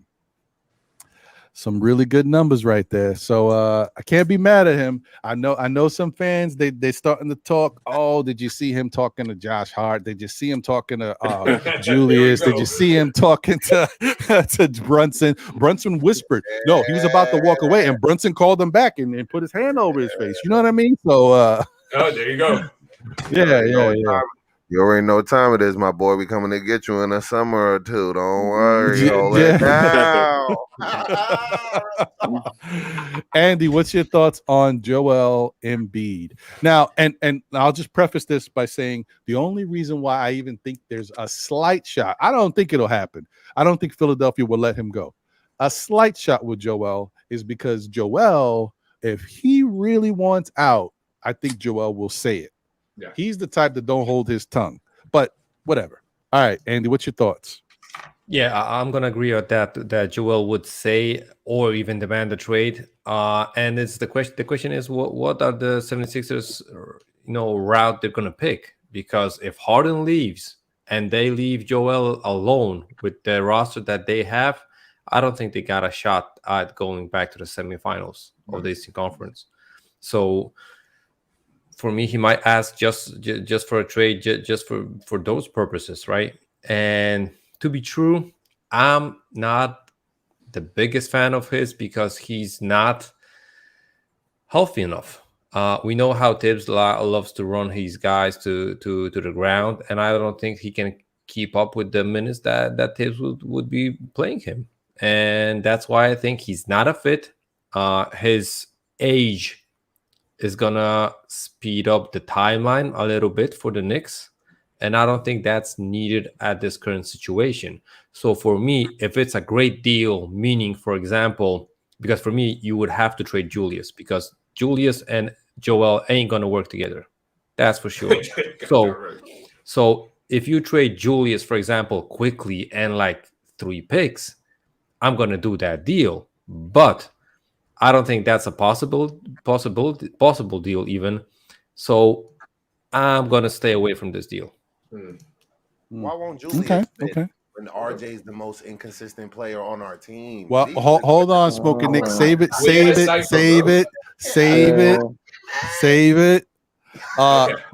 D, what's your thoughts on Joel Embiid? Yeah, real quick. Andy hit it right on the nail.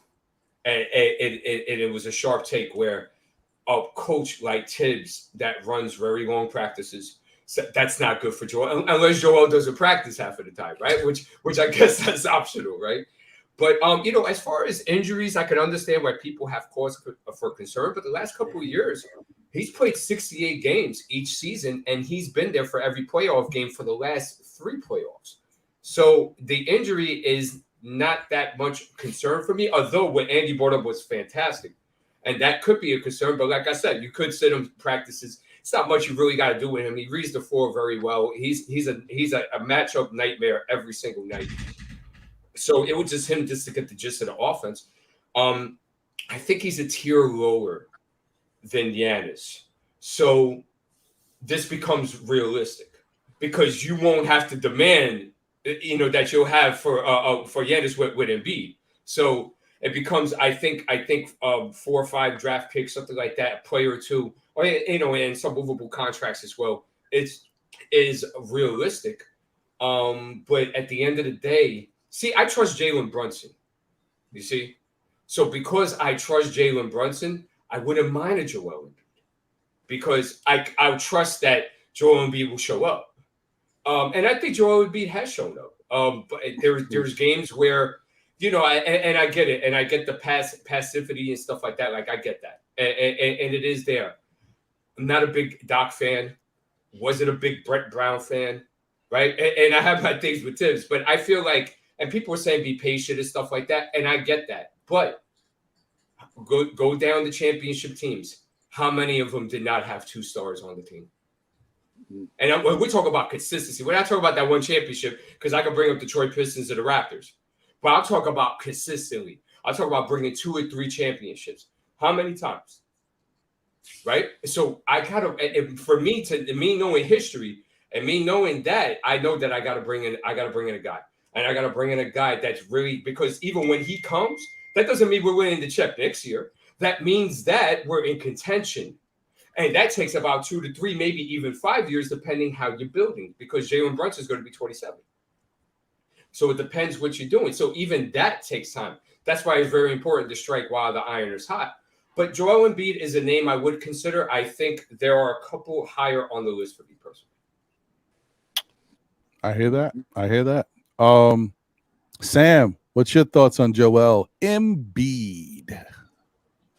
So yeah, I'm kind of on the consensus where I think that it's a possibility that it's more likely that the Knicks could be on the phones actively with Philly for this, but I'm not the biggest fan of this trade. Similar to Andy's points, I think that Tibbs would run him into the ground, and considering that mainly, I would be against it because I just see that Tibbs shortens this man's career with us just solely off of the way that he coaches games and how hard he practices his players. I just don't. I see him beating up Embiid before the games even start, which is what we don't want to see. And you know how Embiid essentially tears something every single season. I just see too many downfalls with the way that Tibbs coaches his players. Oh, okay. I hear you, brother. All right. Smoking Nick, what's your thoughts? Excuse me. I like the Embiid trade, regardless of who we have to get rid of to make it happen. Embiid,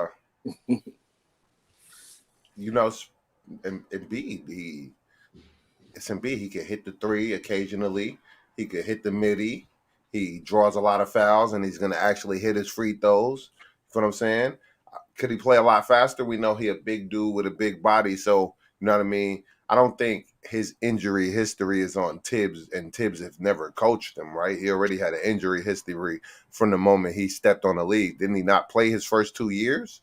So that's not something like that, 1.5 years or so. Yeah. So that's not really on us. So wow. Jeez. Yeah, he didn't play his first 2 years. That from what I remember. Damn. But, yeah, that's right. Yeah. Okay. Yeah. My bad. Yeah. But so that's not on us. He worked his way back in shape, did what he had to do.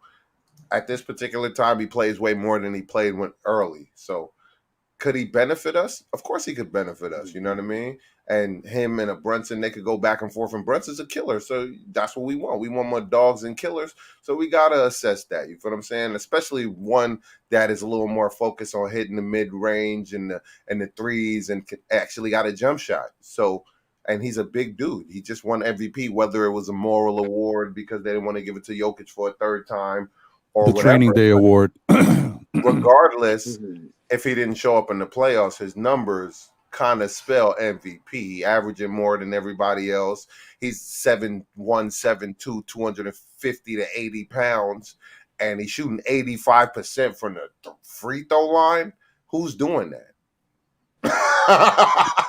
Like, you know what I mean? It's not very much players doing that. It's only like 3 or 4 big men over 7 feet shooting 80%.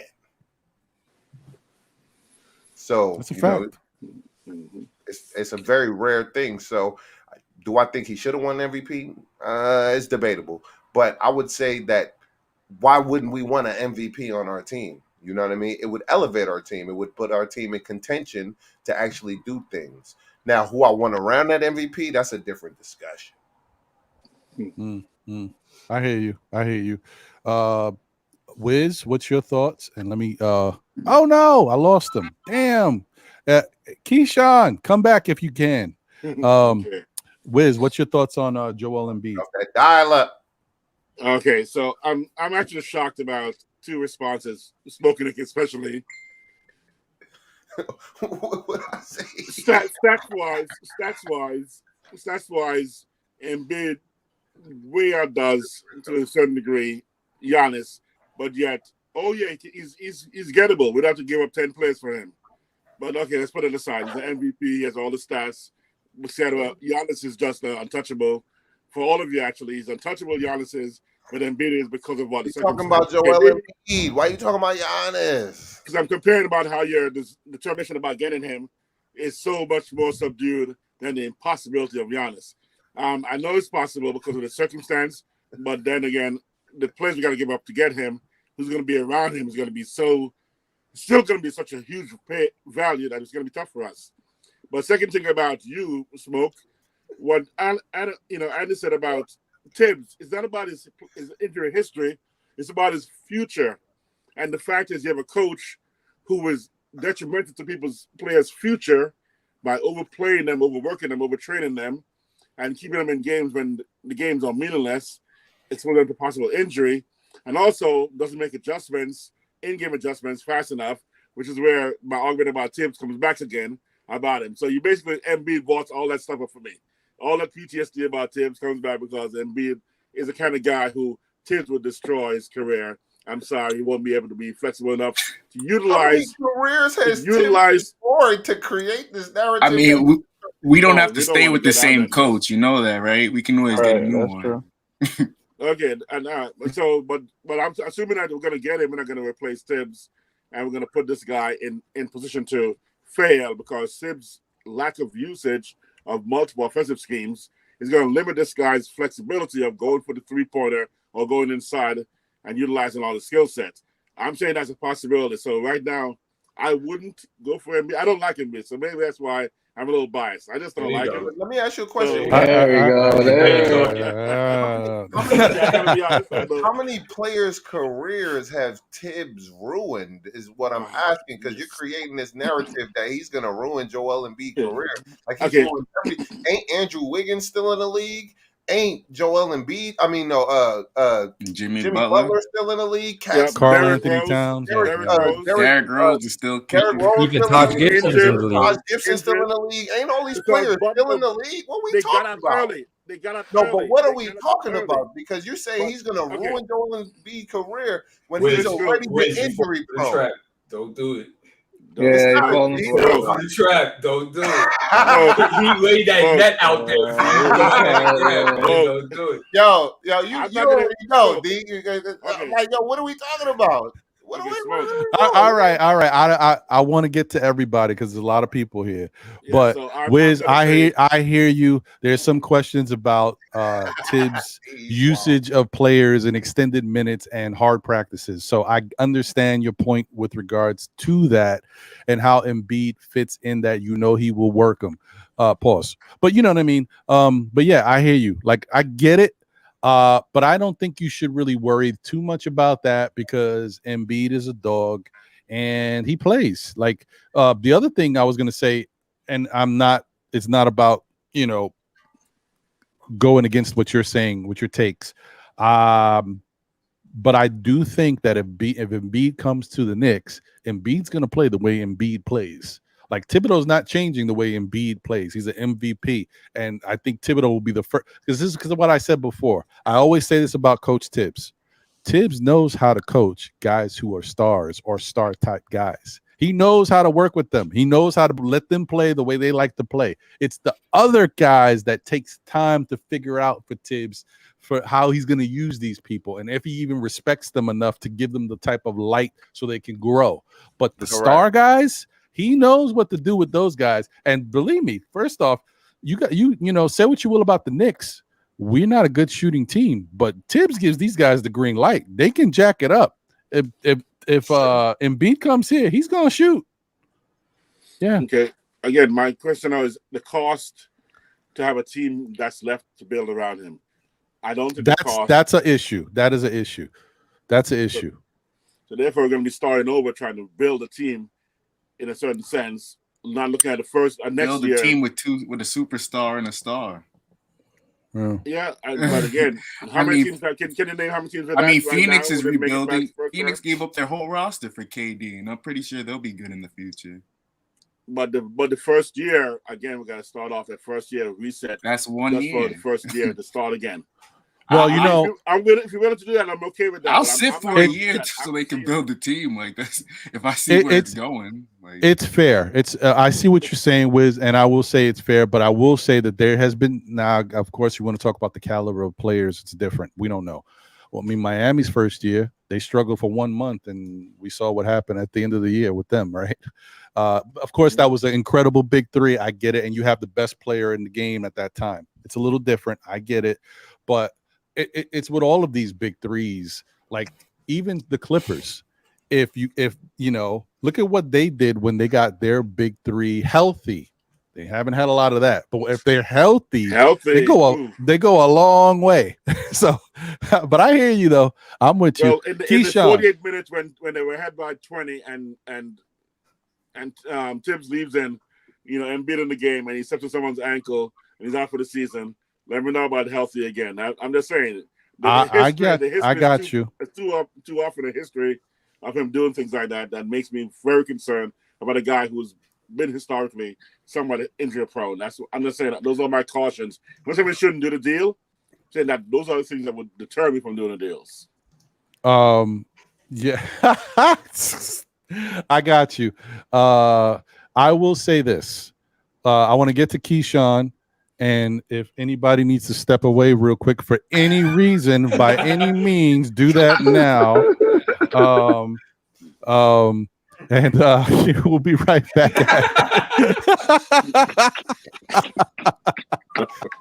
That's funny.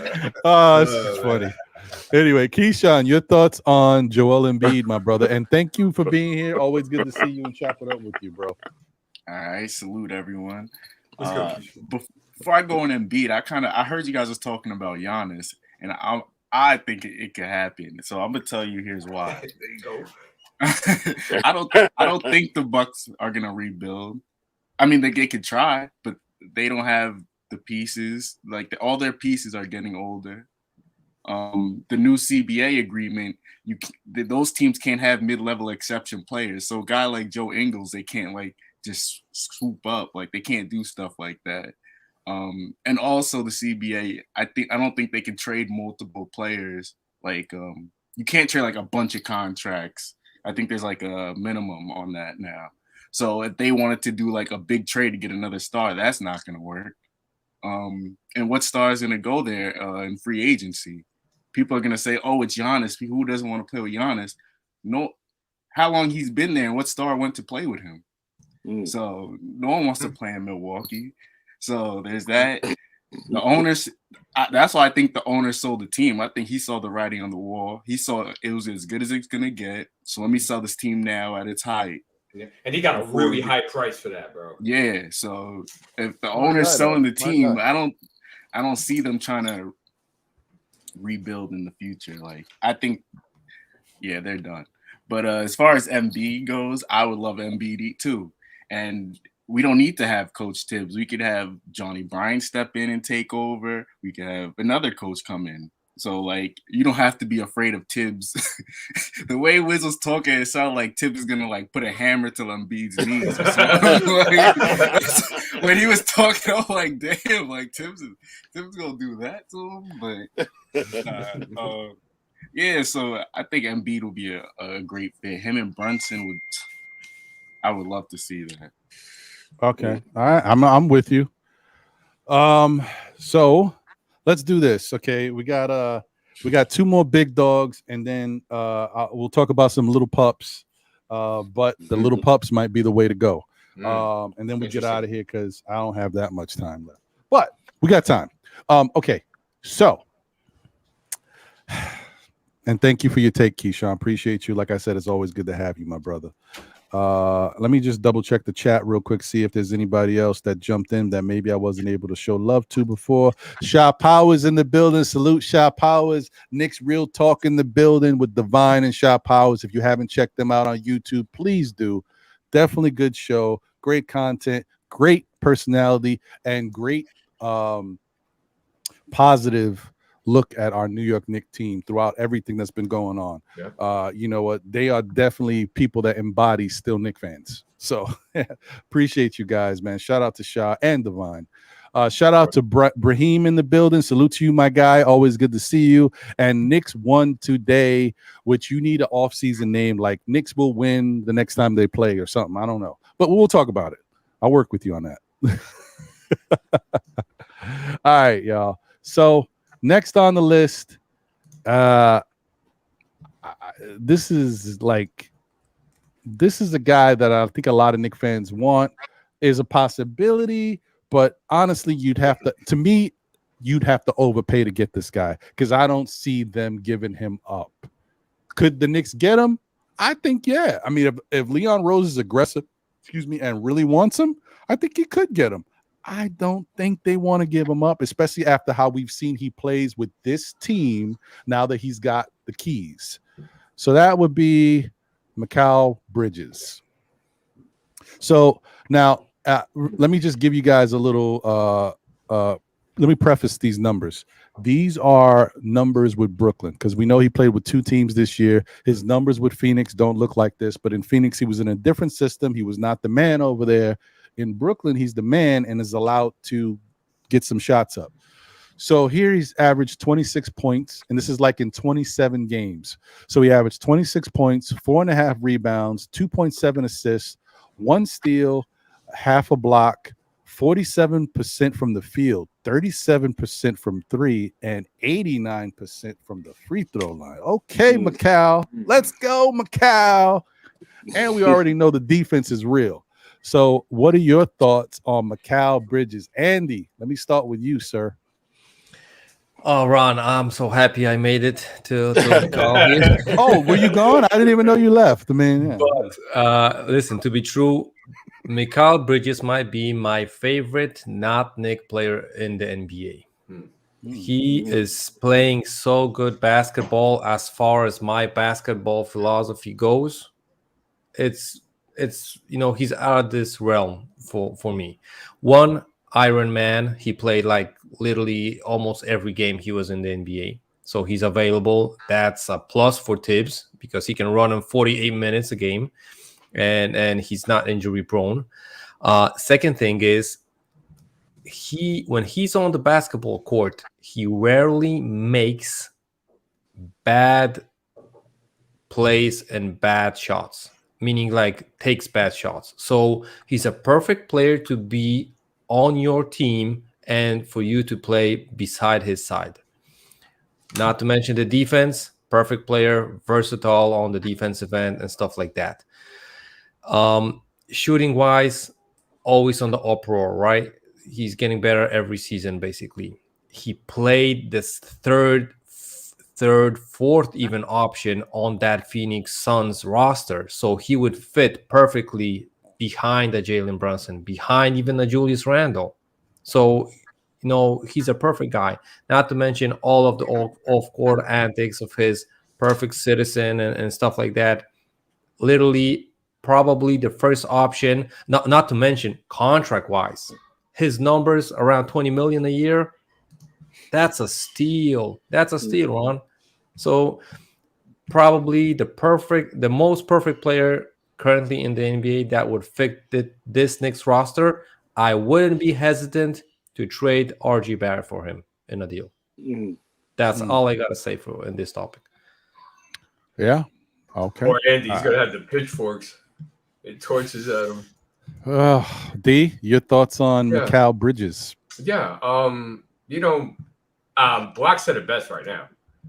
He said that, hey, no way in hell the Brooklyn Nets are giving up Mikal Bridges to the Knicks. Like, and he's 1,000,000% right about that. But outside, just to be in fantasy world real quick, he'll be a very nice pickup. I didn't like the way he played against us this year, so I kind of went off on him and I questioned his pit bonus. But we were able to see with the Nets that with heavy volume, you got a lot of great stuff back in return as far as being efficient, as far as playing both sides of the floor, seeing him handle the ball a little bit more, playmaking a little bit more and stuff. That was very nice to see. And I thought that was very good for him. I mean, relatively, he's cheap. As Andy was pointing out to, 21 mil this year, 21.7 next year, 23.3 the year after that, and 24.9. So if you were shooting for the stars for that, so to speak, that's a very good pickup to go ahead and pick up. I don't think you have to give up too much. We started at Giannis, we went to Embiid, that went a tier down. Now we're like about 2 or 3 tiers down from Embiid now. And so it won't be that much. And this is a really realistic move. The only problem is that he's right across the river. That's the issue. If it wasn't for that, he would have been very realistic.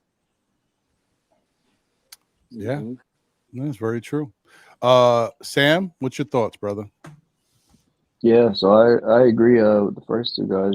This in fantasy world, it'd be a great trade for us, but unfortunately he plays for the Brooklyn Nets, who I don't see any way possible to where they'd send him to the New York Knicks. They know that we'd obviously, I wouldn't say fiending, but we'd be very much inquired to get his services on our team. And he's a former teammate of Brunson and Josh Hart, so the chemistry's already there with those two.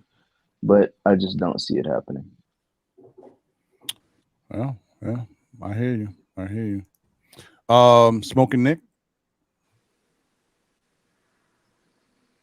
Oh, you're on mute. It's the best you ever sounded, Smoking Nick. No.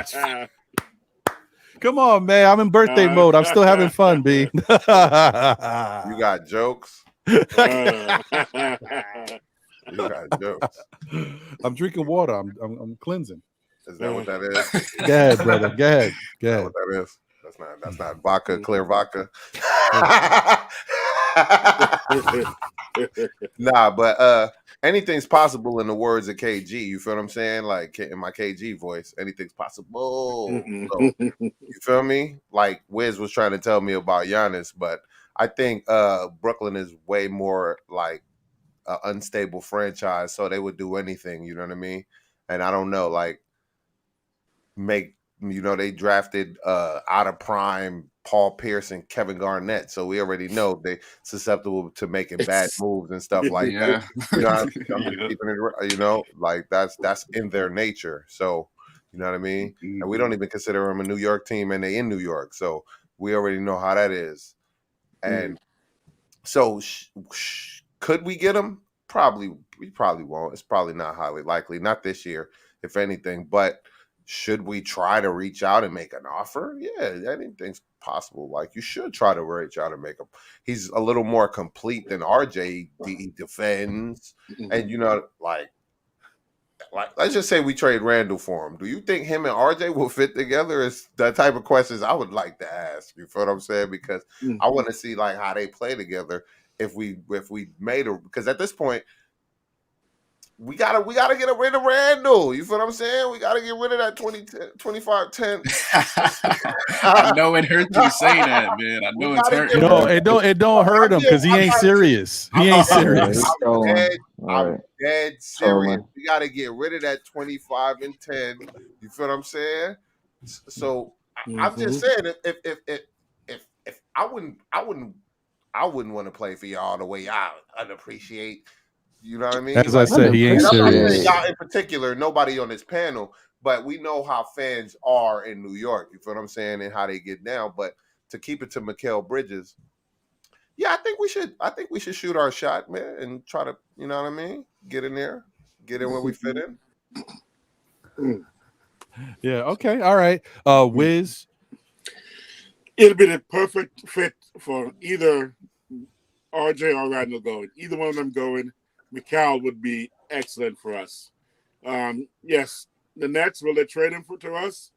It's got to be an offer that blows their mind, and I don't think, even if it does, they may still hesitate because we're a cross-line rival with the Knicks. But I think I'll do the deal. I'll do that deal in a second, and I think I'd overpay for him, slight overpay for him, because I think he'll take us to the next level. Even more than I would go for Embiid or even Giannis, because I think those two deals would set us back where I want to be in the ECF next year. How about let's make the playoffs next year? Embiid and Giannis guarantees a playoff next year. They don't probably guarantee the ECF more than I think Mikal with just one of those two pieces, one of those two being replaced. I think he guarantees us more with that one change. But those other guys take so many of our team that they don't guarantee that we'll get to the ECF. But we'll get to the ECF the following year, maybe a championship 2 years from now with those guys. Mikal gets us to the ECF. And once we get to the ECF, well, I'm looking at Miami, anything goes. All things are possible. I'm with you. Anything can happen. You never know. I saw something in the chat. I'm gonna leave it alone, and I suggest everybody else leave it alone too. People have their opinions. I don't agree with that one, but I'm gonna leave that one alone. And I'm not even gonna highlight it. So but I'm saying it so that no one else does, because it's so like you can see it. So leave that alone. I don't agree. What I will say, guys, is anything can happen, and you might have to overpay to get him if you really want him. Because I think the Knicks are in that mode. Like, remember the window, the Randall window, the Thibodeau window. So if they want to win, they might do it. You might see RJ and OB from Mikal Bridges. And I don't even know, to sweeten the pot, you might even have to throw in a second round pick. I know that sounds crazy. Don't get me wrong, I get it. But I'm saying sometimes you do some wild stuff to get what you want if you're going all in. Just saying. Okay, Keyshawn, your thoughts on Mikal Bridges? He's a good player. I think he'll be a great fit on this squad. But like everyone's saying, I mean, could the deal be done? I mean, it's Brooklyn. They done stupid trades. They help more teams out than themselves. So, I mean, there's always the possibility. But I mean, yeah, there's always a possibility, but I doubt it happening. Yeah. It's not. You're not gonna see it happen. Like Mikal's not gonna do something disgruntled and say, "I want out." Like, he's a good dude. So yeah, it's very tough to see it happening. But like I said, if you really want it, you could give the Nets an offer they can't refuse. And guess what? They'd be stupid to refuse it. Now that's not saying they wouldn't, because the Nets organization. Okay, sorry guys. I'm sorry. Anyway, yeah. So that's that. Now here's the guy that I really want the Knicks to get. Could it happen? Maybe. And the way things are looking over there, it definitely is a possibility. But he's tricky because like I said, when it comes to these type of star players, you need a level of discomfort and outspokenness sometimes to make it happen. He sometimes says some slick stuff in the press conferences, but I don't know if he says enough to be outspoken. Like, this is what I want. I want out. You guys ain't doing it. I don't respect how you treating me. Although I think he feels that way because they tried to trade him before for one of the best players in the league. And I see this guy in the offseason punching underwater, running on the sand. This dude is working crazy to be a good player for this team. So anyway, you guys should already know who it is. That is Mr. Jaylen Brown. He would be my dream pick because as much as I like Mikal Bridges, and I think it would be cheaper to get Mikal Bridges, he's just like, there's no reason that he would want to leave Brooklyn. Like, he's not mad at Brooklyn. Brooklyn's not ready to make a move with him. That if anything, they're giving him the keys, so he probably would like his situation a little better in Brooklyn. Jalen, on the other hand, may be disgruntled. Maybe he wants out. We got to see if he'll take it to the next level, but he may want out. We're talking 26.6 points per game, 6.9 rebounds, 3.5 assists, 1.1 steals, a little under a half a block, 49% from the field, 33% from three, 76% from the free throw line. Very solid offensively, lockdown type defender. He's 6'6", good wingspan. Macau's 6'6" as well, probably has a little longer wingspan, but you know, they're not the 6'8" guy that we've been clamoring for, but these are really good guys. So Andy, your thoughts on Jaylen Brown? Well, for me, he's also one of the top players that the Knicks could bring on the roster to help themselves out. In this situation, like you said, probably he needs to be more disgruntled and ask for a trade to go to the Knicks than to any, you know, basically the other team. But like you said also before, we saw him butting heads with the Celtics front office. The second thing is they don't have Danny Ainge on their management, so that might be the, you know, a little bit easier to maneuver as far as the, you know, negotiations go. Third thing is he's the only Celtic from this current roster that doesn't have a contract for the next season. Problem with that is that he's liable for the Supermax extension. That would mean it would have to be a sign and trade deal. That would mean the Knicks would have to send plenty of worth, not only in players and talent, but also in numbers. We could do it probably sending D-Rose, Fournier, and that would fill out the gap. But that means that we would have to pay Jaylen Brown huge money. He would be probably the top of the salary cap, the salary number for the Knicks roster, the payroll. But on the other hand, I think he would probably be worth it. Not only because of basketball reasons. I think he is one of the biggest alpha dogs out there. Mentally, he is ready for New York. He could handle it easily. If there's any other player in the league that would handle New York, I think Jaylen Brown is one of those guys. I got a quick question. Where was that alpha in the fourth quarter last night? But listen, everybody's gonna have that. That's why I said in the fourth quarter. But Keyshawn, that Jason Tatum didn't score. Tatum didn't do it either. Yeah, exactly. And he's the better player on that roster, as far as you ask me.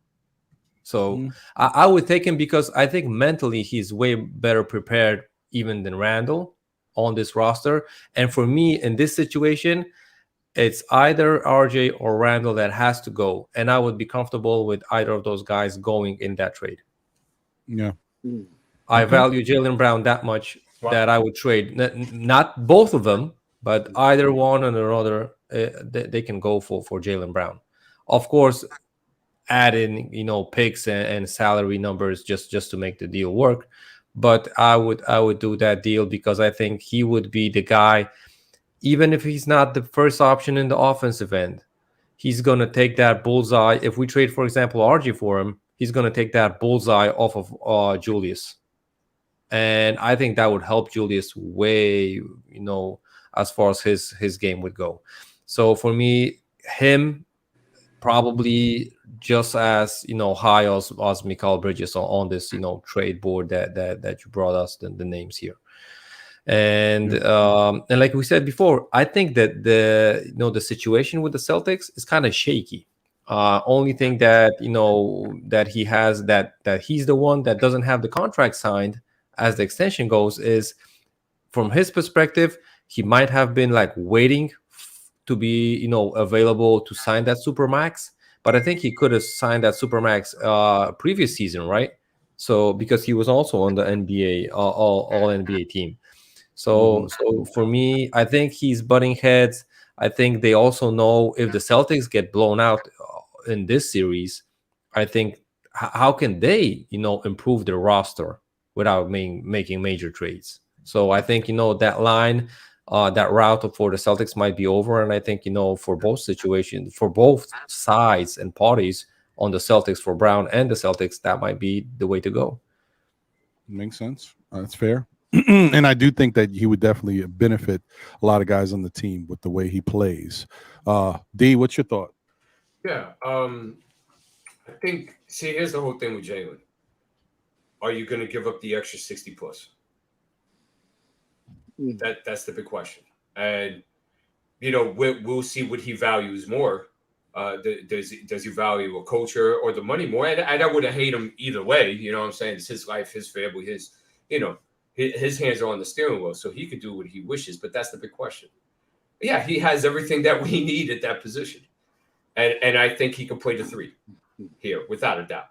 So, I mean, I would definitely. Now the question becomes how much. If you play the waiting game, we don't know how that will work out, right? So the question is, do you get aggressive? Do you try to go ahead and take the misfortune of what's happened in this Eastern Conference Finals so far? And let's say if it plays off that way, do we go ahead and take a stab at it and try to give them something? It would have to be really good, the package. It would have to be at least 5 or 6 picks. It will. It would take. Just put it on mute, Smoker. It's on me? Yeah, because we heard the back. Oh, no, because we can hear you. Sorry. Sorry. Yeah. Sorry. So 5 or 6 picks, right?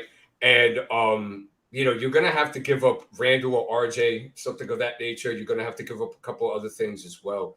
So it's gonna be that you just want to make sure that the balance is that the roster's balanced nicely when he comes in. And I think for Jaylen Brown that is a possibility that can happen. Now the question becomes, see, because Andy said Randall stays, RJ goes. See, I'm in the opposite. I'm thinking that if that was possible, it would be Randall and RJ would stay, and then we'll work it from there. But it's a 60 mil. Is he going to let that go? If not, and we're going to find out, and we'll see what type of traction we can make this offseason, especially if the Boston Celtics do not make it to the finals or they get humiliated in this Eastern Conference Finals. I think it'll be a great time to stab at it and give very attractive packages to the front office in Boston. Mm-hmm. Sam, what's your thoughts? Yeah, so me personally, I think that it would be a great prospect. It's same as Mikal Bridges. Try to take a stab at it, get a guy like Jaylen Brown in here. Like I hinted at earlier in the show, I mean, if the Celtics do go out the way I'm expecting them to, which is gentleman's sweep at this rate, I see him looking at other options and wanting to leave that organization. It does, like Dee said, we're going to have to pounce on that as far as getting something in the works. Also having to understand that you're going to have to give up a lot of those picks that we've, stashed, that we've been waiting for. We're going to have to give those up, as well as these young players. Like I think Grimes would probably be gone. Or quickly, I'm sorry. Would probably be gone in that trade as well if you're going to keep RJ. So, just be prepared for a monstrous package, and also just know that, like I said, he's guaranteed the super max. So what is that, guys? It's pushing like what, 280 to 300? That's a lot of money.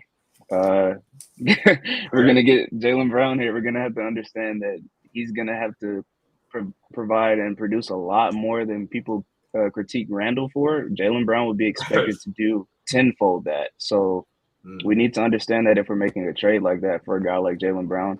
I do think we are better positioned than a team who I personally think would go after him, like the Hawks, because they just gave up some of those picks that they had stashed for Dejounte Murray. So unless the Hawks are willing to forfeit the future of some of those young guys they have, I feel like we're in a better position than the Hawks. And I really do think that if the Knicks, if that's something that they want, they do need to act very fastly on that. That's a very good point that Sam brought up. Where and that's a topic of conversation for the future if this is realistic, where it's like, can he produce at that level consistently in order for us to get that there? Or will it be a Randall thing where he just shows up in the regular season playoffs? I mean, he has a playoff track record to show that he will show up in the playoffs, of course. But it's a very interesting point, Sam. He would have to be like close to 30, right? At least 6 to 7 to 8 rebounds, at least 4 to 5 assists every night. Yeah, that's what I was asking. Like last night, where was his alpha? Like if we were to like splash that money on him, like I gotta see that alpha though. I gotta see what we spent our money on. And like if you're like getting frozen in the corner fourth quarter in a really important game at home, like I don't know. Like, are you that guy to get that money here? Well, I mean, he showed it in the playoffs, in the playoffs, in the finals last year. Yeah, no, I'm a conspiracy he theorist. did show in the finals. I'm a conspiracy theorist, Keyshawn. I think I don't want to be one of them guys, but I am when it comes to Jaylen Brown. Jaylen Brown's that dude. There's nothing that scares me to think that Jaylen Brown's not ready for the moment. I've seen too much already. That I've seen how he can take over games. I think Jaylen Brown is one of those guys like you put him, for example, you put him on the Brooklyn Nets. Brooklyn don't have anybody. He becomes the man. Jaylen's dropping 30 a night. I could see that. Yeah. And he's playing that defense. Just like I'm not saying he's dogging it or not doing what he needs to do. I'm just saying that I know that he can step up when we need him to step up, if that's the case.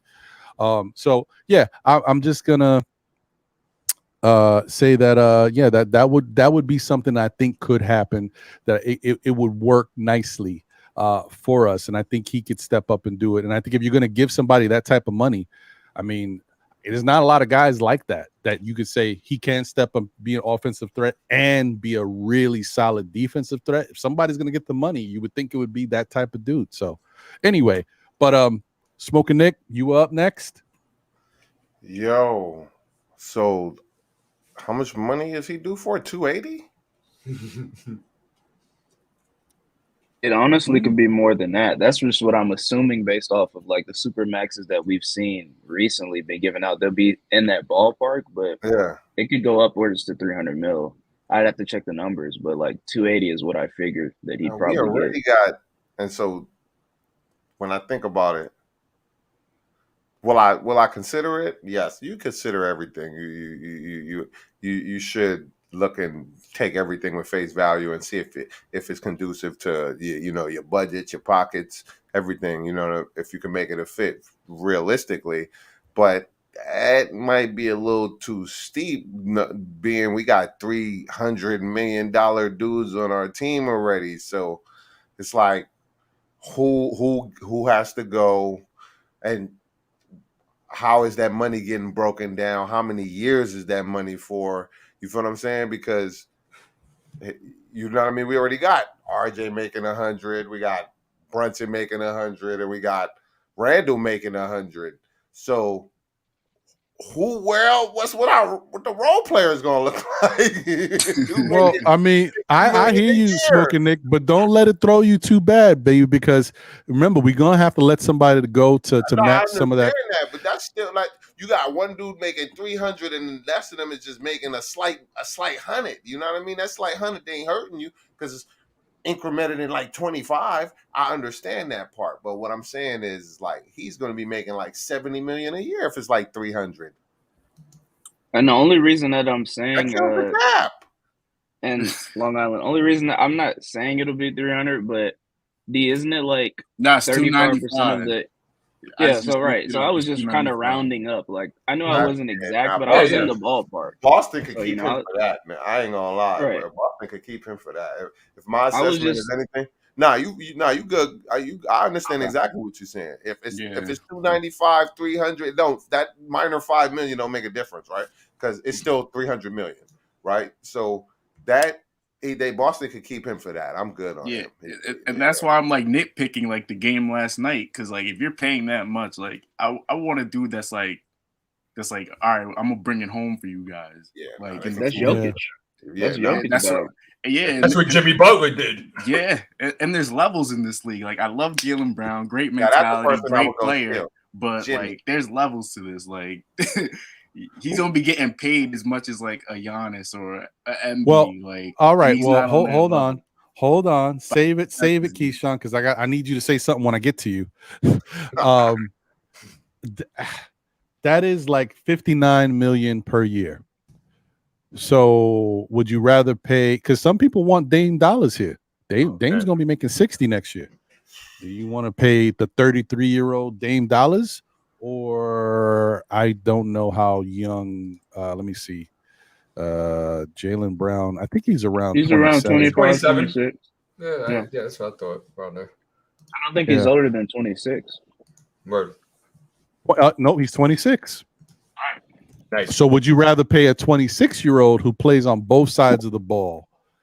Now I get it, Keyshawn, you're right. Like, but you know, we're gonna pay this money. We got to be sure he's gonna. But I mean, I've seen him. Like I seen last playoffs when Tatum went silent, and if it wasn't for Brown, I don't know if the Celtics would have made the finals. Like But Brown got busy. I hear you though. I hear you. I think Keyshawn kind of right because that you talking about last year.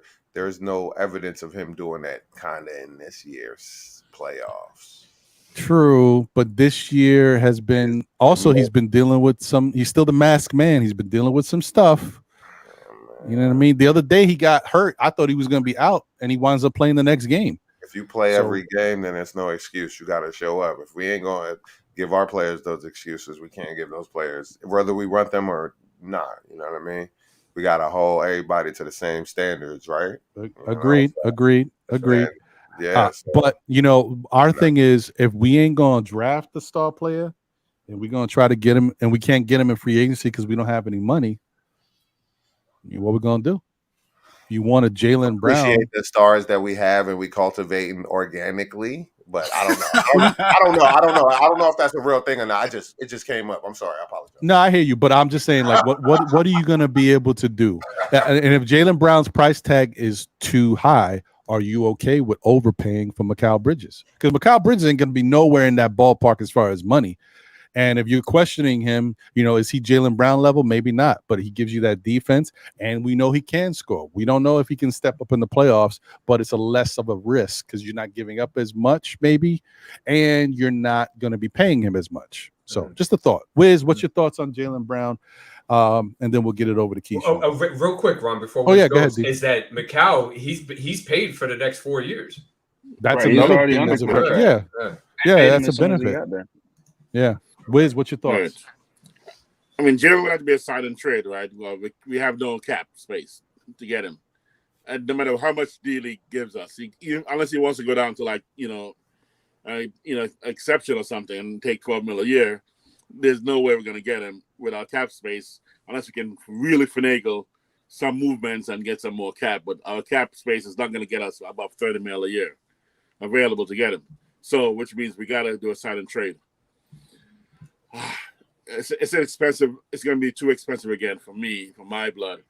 Jaylen, is he perfect? I think it's perfect for us, as we are currently situated minus one or two of our players, which means whether it's Randall again or RJ, it's perfect for us to bring him in, and he'll take it to the next level. I have no doubt he'll show up in the playoffs. He's got all the skill sets. So the challenge is how much we're going to pay for him of our current players, and do we want to have a slight step back to build around him to then be ready for 2025? I'm not willing to do that because I'm looking for us to make a step next year, and with the proper coach. So I bring Thibs again. I think next year the proper step with the right fix player in there, with our current roster minus one or two, will take us to that ECF and threatening contention for the championship. So I'll do the deal if it's within a certain reason, but again, $60 million a year, $59 million a year. I'm tough for me to do that right now because it's going to be $59 million a year plus 2 or 3 or 4 of our top players and our picks. Well, Wiz, you got to think about it. Like, there isn't going to be like much reason from our perspective because you got to give up a lot to get a guy like that. So our reasonable like trade for him would not be reasonable for the Celtics because they're looking at it where this guy's 26 years old. He's got superstar trajectory, and we're going to want a lot for him. So we wouldn't be willing to give up as much as they would want for him. But, I mean, you got to look at it from their perspective. They're going to want the house for the guy. So, but remember, if we're not willing to do that, then it's wraps. But it's unrestricted, so there is some leverage for us because it's unrestricted. He can walk away for free. So, therefore, they do have something to sacrifice if they got to make some sacrifice if they want to do a silent trade because he can walk away. If he can walk away then you have to make a compromise, some compromise. Yes, it's going to still be expensive, but there's still going to be some compromise, knowing it's almost like where Kuzma and KP are right now, or Jeremy Grant. They're going to have to take a slight, haircut on a deal because these guys can just walk away and they get zero. So that's fair. Keyshawn, what's your thoughts? I mean, yeah, like I said before, I think he's a great player. He has a great mindset, great mentality, all that. But once you get paid at that level, I have to compare you to other guys that's getting that type of money. And I just don't know. I mean, he doesn't have to be the number one guy, but like, you're getting paid that much, you better be the number one guy. Like, that's all. Like, that's it. Right. I mean, yeah, I agree, Keyshawn, because he literally would be the richest contract in NBA right now if he signs that. Yeah. That's the thing, and I appreciate that's why these conversations are important, and that's why I like the dialogue. That's a very good point, and that kind of like even for me who loves Jaylen Brown and think he's the perfect fit for our team, throws a little caution. It's a caution in the wind right there. That's a lot of bread. Yeah, that's why I said it's up to him, because if he wants to come here, then let him come here. But damn well, if we try to trade with him, I think it was said, but somebody else said it, dude, you got to give up a whole bunch for that. And are you ready to do that? Are we constructed? Because don't forget, when you bring a guy like that, it's going to take another couple of years to properly build around that. So do we have that type of time? Or all those questions come into play. 100%. Well, let me just because I got a super chat and say what's up to a couple more people. Thank you, Cartagena, my guy CC in the building. I appreciate you. Thank you for the love. Jarrell Williams in the building. Appreciate you, my brother. Freeman 48 in the building. Appreciate you, Felicia Lee. Thank you for being here as always. Good to see you. Paris Duggar is I'm gonna get to you 1 second, Parrish. Jarvis LaFleur is in the building. I appreciate you. And let's see here. Hey, John, what's going on, brother? He says, salute to the Ron. I'm on my way to the city. Combine's on deck. See you soon, my brother. Let's go. All right. I got you, bro. I love me some Italian food. I like Carmine. That's the good Facts. spot right there. Yeah, we're gonna roll deep over there. So yeah, I'm with that. I'm starving too. Yeah, okay, I cool. gotta go, guys. I'm sorry. Oh, Keisha. Well, no. Well, I'm actually give me 2 seconds. I'm wrapping up anyway. Because I gotta I'll say it in a minute. Paris Duggar, thank you for the generous super chat. And this is great for all the content creators out there that use StreamYard. StreamYard now stars all of the super chats, so you don't have to. I mean, come on, that's what I'm talking about. Let's do some things, StreamYard. Anyway, he said we're set. Just find the 2 best shooting undrafted guys. Well, we'll see. That might be something we do, but I think the Knicks might look to do a little bit more, but we'll see. Maybe not necessarily go this way, this realm, because it's a lot attached to doing this. So I had planned to do a little bit more, guys, and get into the smaller tier guys. But you know what? Because we had so many people join in today, and I appreciate it, but I want to give everybody a chance to speak. I also I don't want to do a disservice to the lower tier guys, because quite frankly, I kind of feel like that is the way the Knicks are going to wind up going.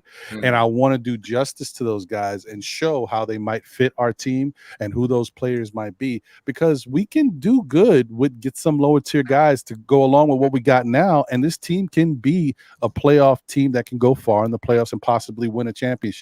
It's all about getting the right pieces together, having the right mentality, and making sure guys buy in, and getting, next year, who knows? Next year we can get a much better Julius Randle in the playoffs. Not saying we will. We could. We can get a much better Quentin Grimes. We could get a much better IQ.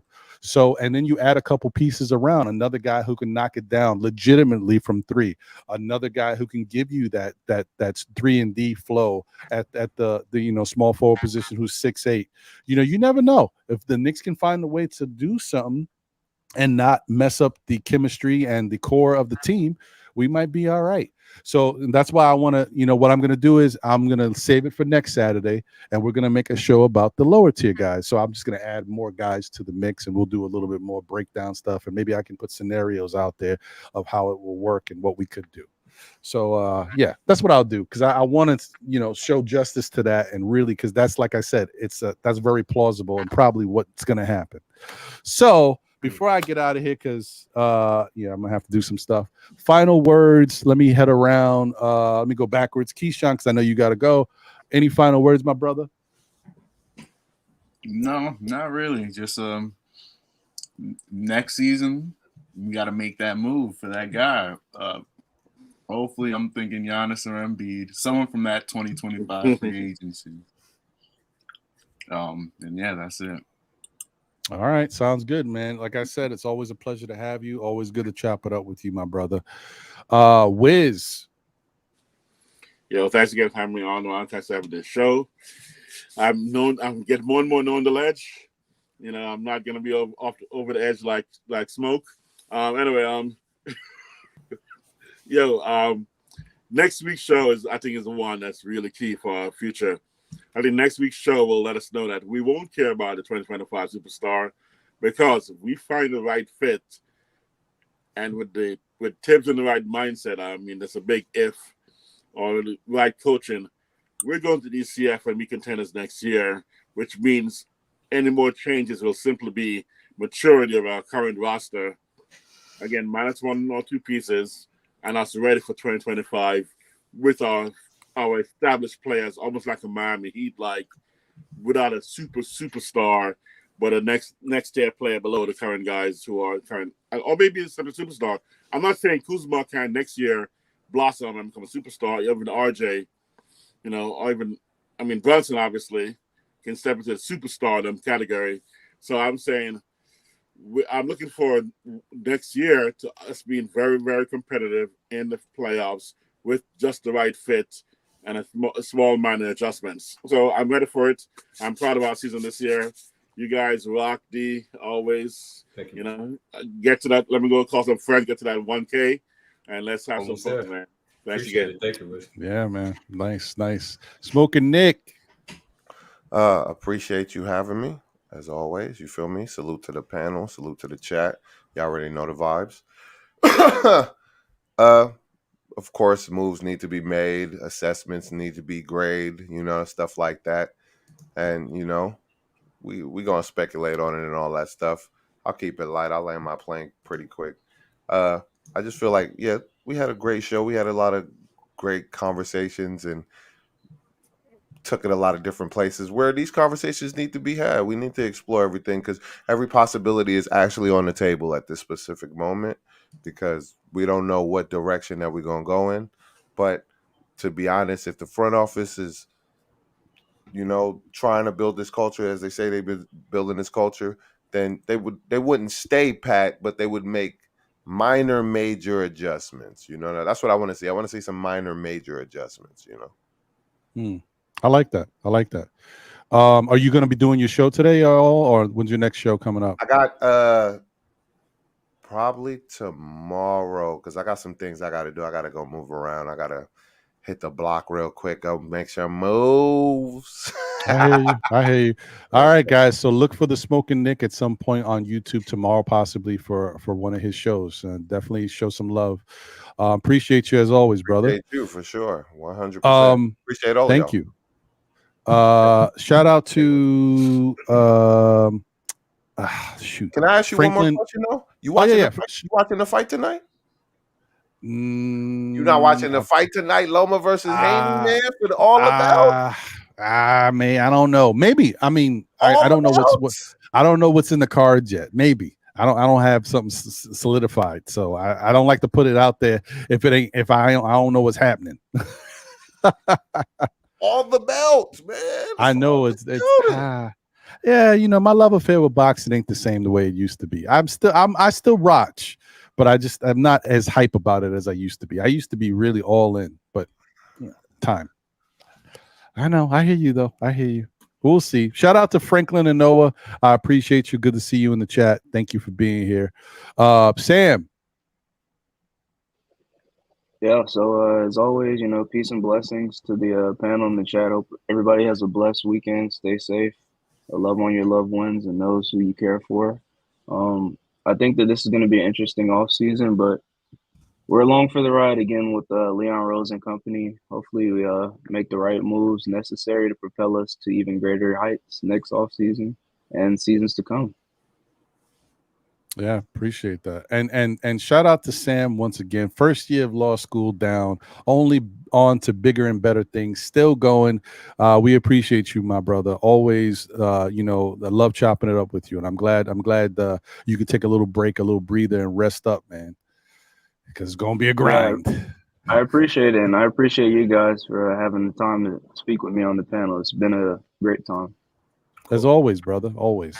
You gotta get John retainer, by the way.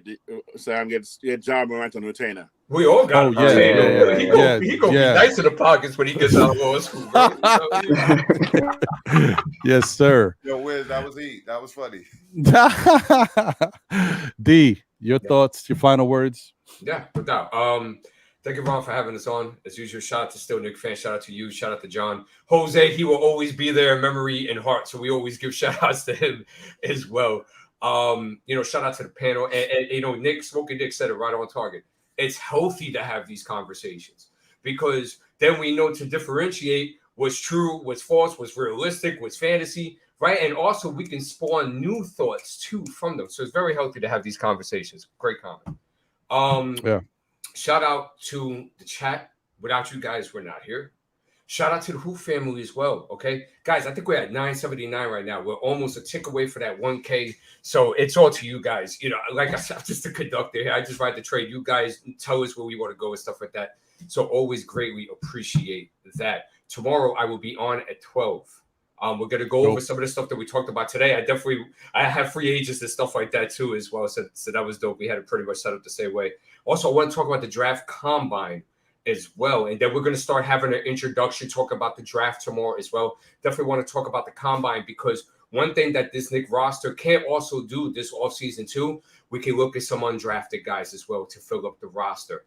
And I think it's very important that we continue to do our due diligence in that. So we'll definitely talk about that as well. Let's see what else.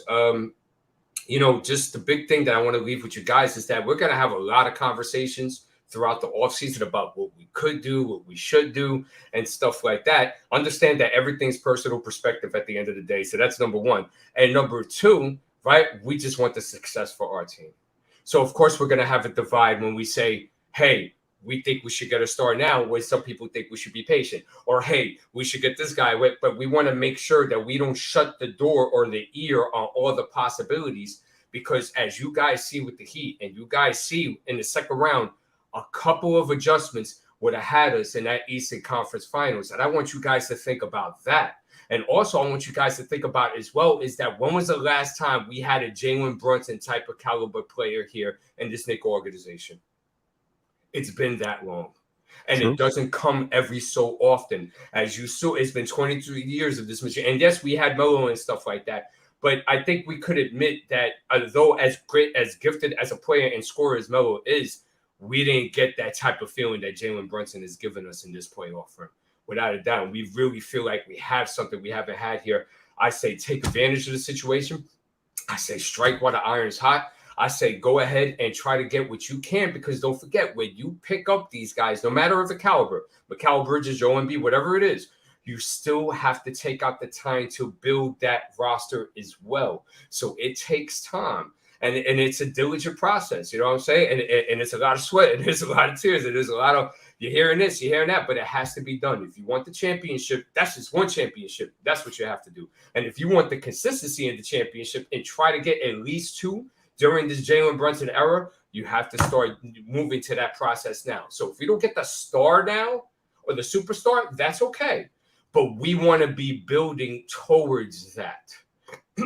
And I think that's very important. So for the guys that say, stay put, I disagree with that. I think that as your individual on an everyday basis, you should be looking to grow, evolve, and be the best version of yourself that you could be. And I think the same thing should be contributed to our basketball organization as well, as far as these Knicks. And we should be looking to get better. We should be growing. We should be evolving. And we should be getting to the destination we want to get to. And that starts this offseason.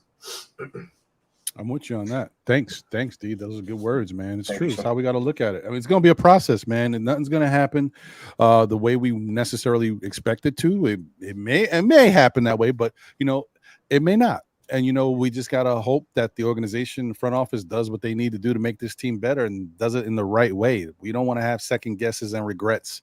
We've got a lot of that so far, and I hope that we're moving in the right direction. So I'm with you on that. Look forward to the show. Thank you, sir. Guys, please show love to D's World of Hoops. He's getting close to 1,000. Get over there, subscribe, like, comment if you haven't already, and let's get him where he needs to be, man. It's good content. Not everybody can do it the way he does it. Let me tell you, I know the effort it takes because I've been trying to do certain things when I have moments. It takes a long time, man. So to say, it takes a minute. Yeah, definitely. It takes a minute, man. And okay, it is a lot of work. But some people might not understand because they just want you to hit the record or the live button. But it takes a lot of work. Pre-production is a real thing. You have to, you gotta pre-produce something. You can't just come on and just talk freely. You gotta do the thumbnails, do all of that. You have to pre-produce something. So yeah, man. He brings y'all the videos knowing that he ain't even doing that for y'all. So y'all should even. There you go. I know you put your channel at risk. You trying to get monetized, and monetization is very hard. You feel what I'm saying? Absolutely. Yes, it is. Also, shout out to Cam from the Kickback. Appreciate you. Good to see you, brother. Always a pleasure. All right, guys. Well, listen, I really got to run. I got to get myself straight. But I appreciate you guys. Thank you for everything. Always, to all the guests that showed up. Andy, appreciate you. Wiz, Smoking Nick, Sam, Keyshawn, D, and for holding it down when I had to step away here and there. I appreciate y'all. Special shout out to the chat. Please hit that like button if you can, man. Yeah, man. It's free. These like button numbers, man, I know they higher than this. I know we can get them numbers up, man. So definitely hit that like button. I appreciate y'all. Y'all don't understand how much it helps. And yeah, man, we'll continue to talk about it. We got a lot more to talk about with these Knicks. And like I said, we it's going to be a long off season. So just stay tuned. It's going in the right direction, though. Finally, we can say, listen, I don't care what any Knicks fan says. You got to be happy that we're going in a different direction than the direction we was going in 5 years ago. So let's be happy about that. Yeah. So pretty much, I'm out of here. This has been great. As I always say, tell a friend who tells a friend who tells another friend. Still, Knicks fans, we'll be back again, whether it be on Saturdays at 11-ish. Monday nights for SKF Weekly with Ron and John at 9. Or Thursday nights at 8 p.m. for the NBA report on the NBK network, Nothing But Knicks, with a little bit of the NBA. You know what I mean? Yeah, man, it's been great. I appreciate y'all. I'm going to go celebrate a little bit. You know what I'm saying? There we go. Yeah, man. You know what I mean? Just a little bit. I'm 46. I'm getting old. I don't know how much of this I got left in me. I probably have a walker soon. So anyway. Come on. That be telling you better start having all your fun now. All right, y'all. It's been great. Take care. Have a great rest of your day. I know the weather sucks, but it is what it is. We out. Take care, everybody.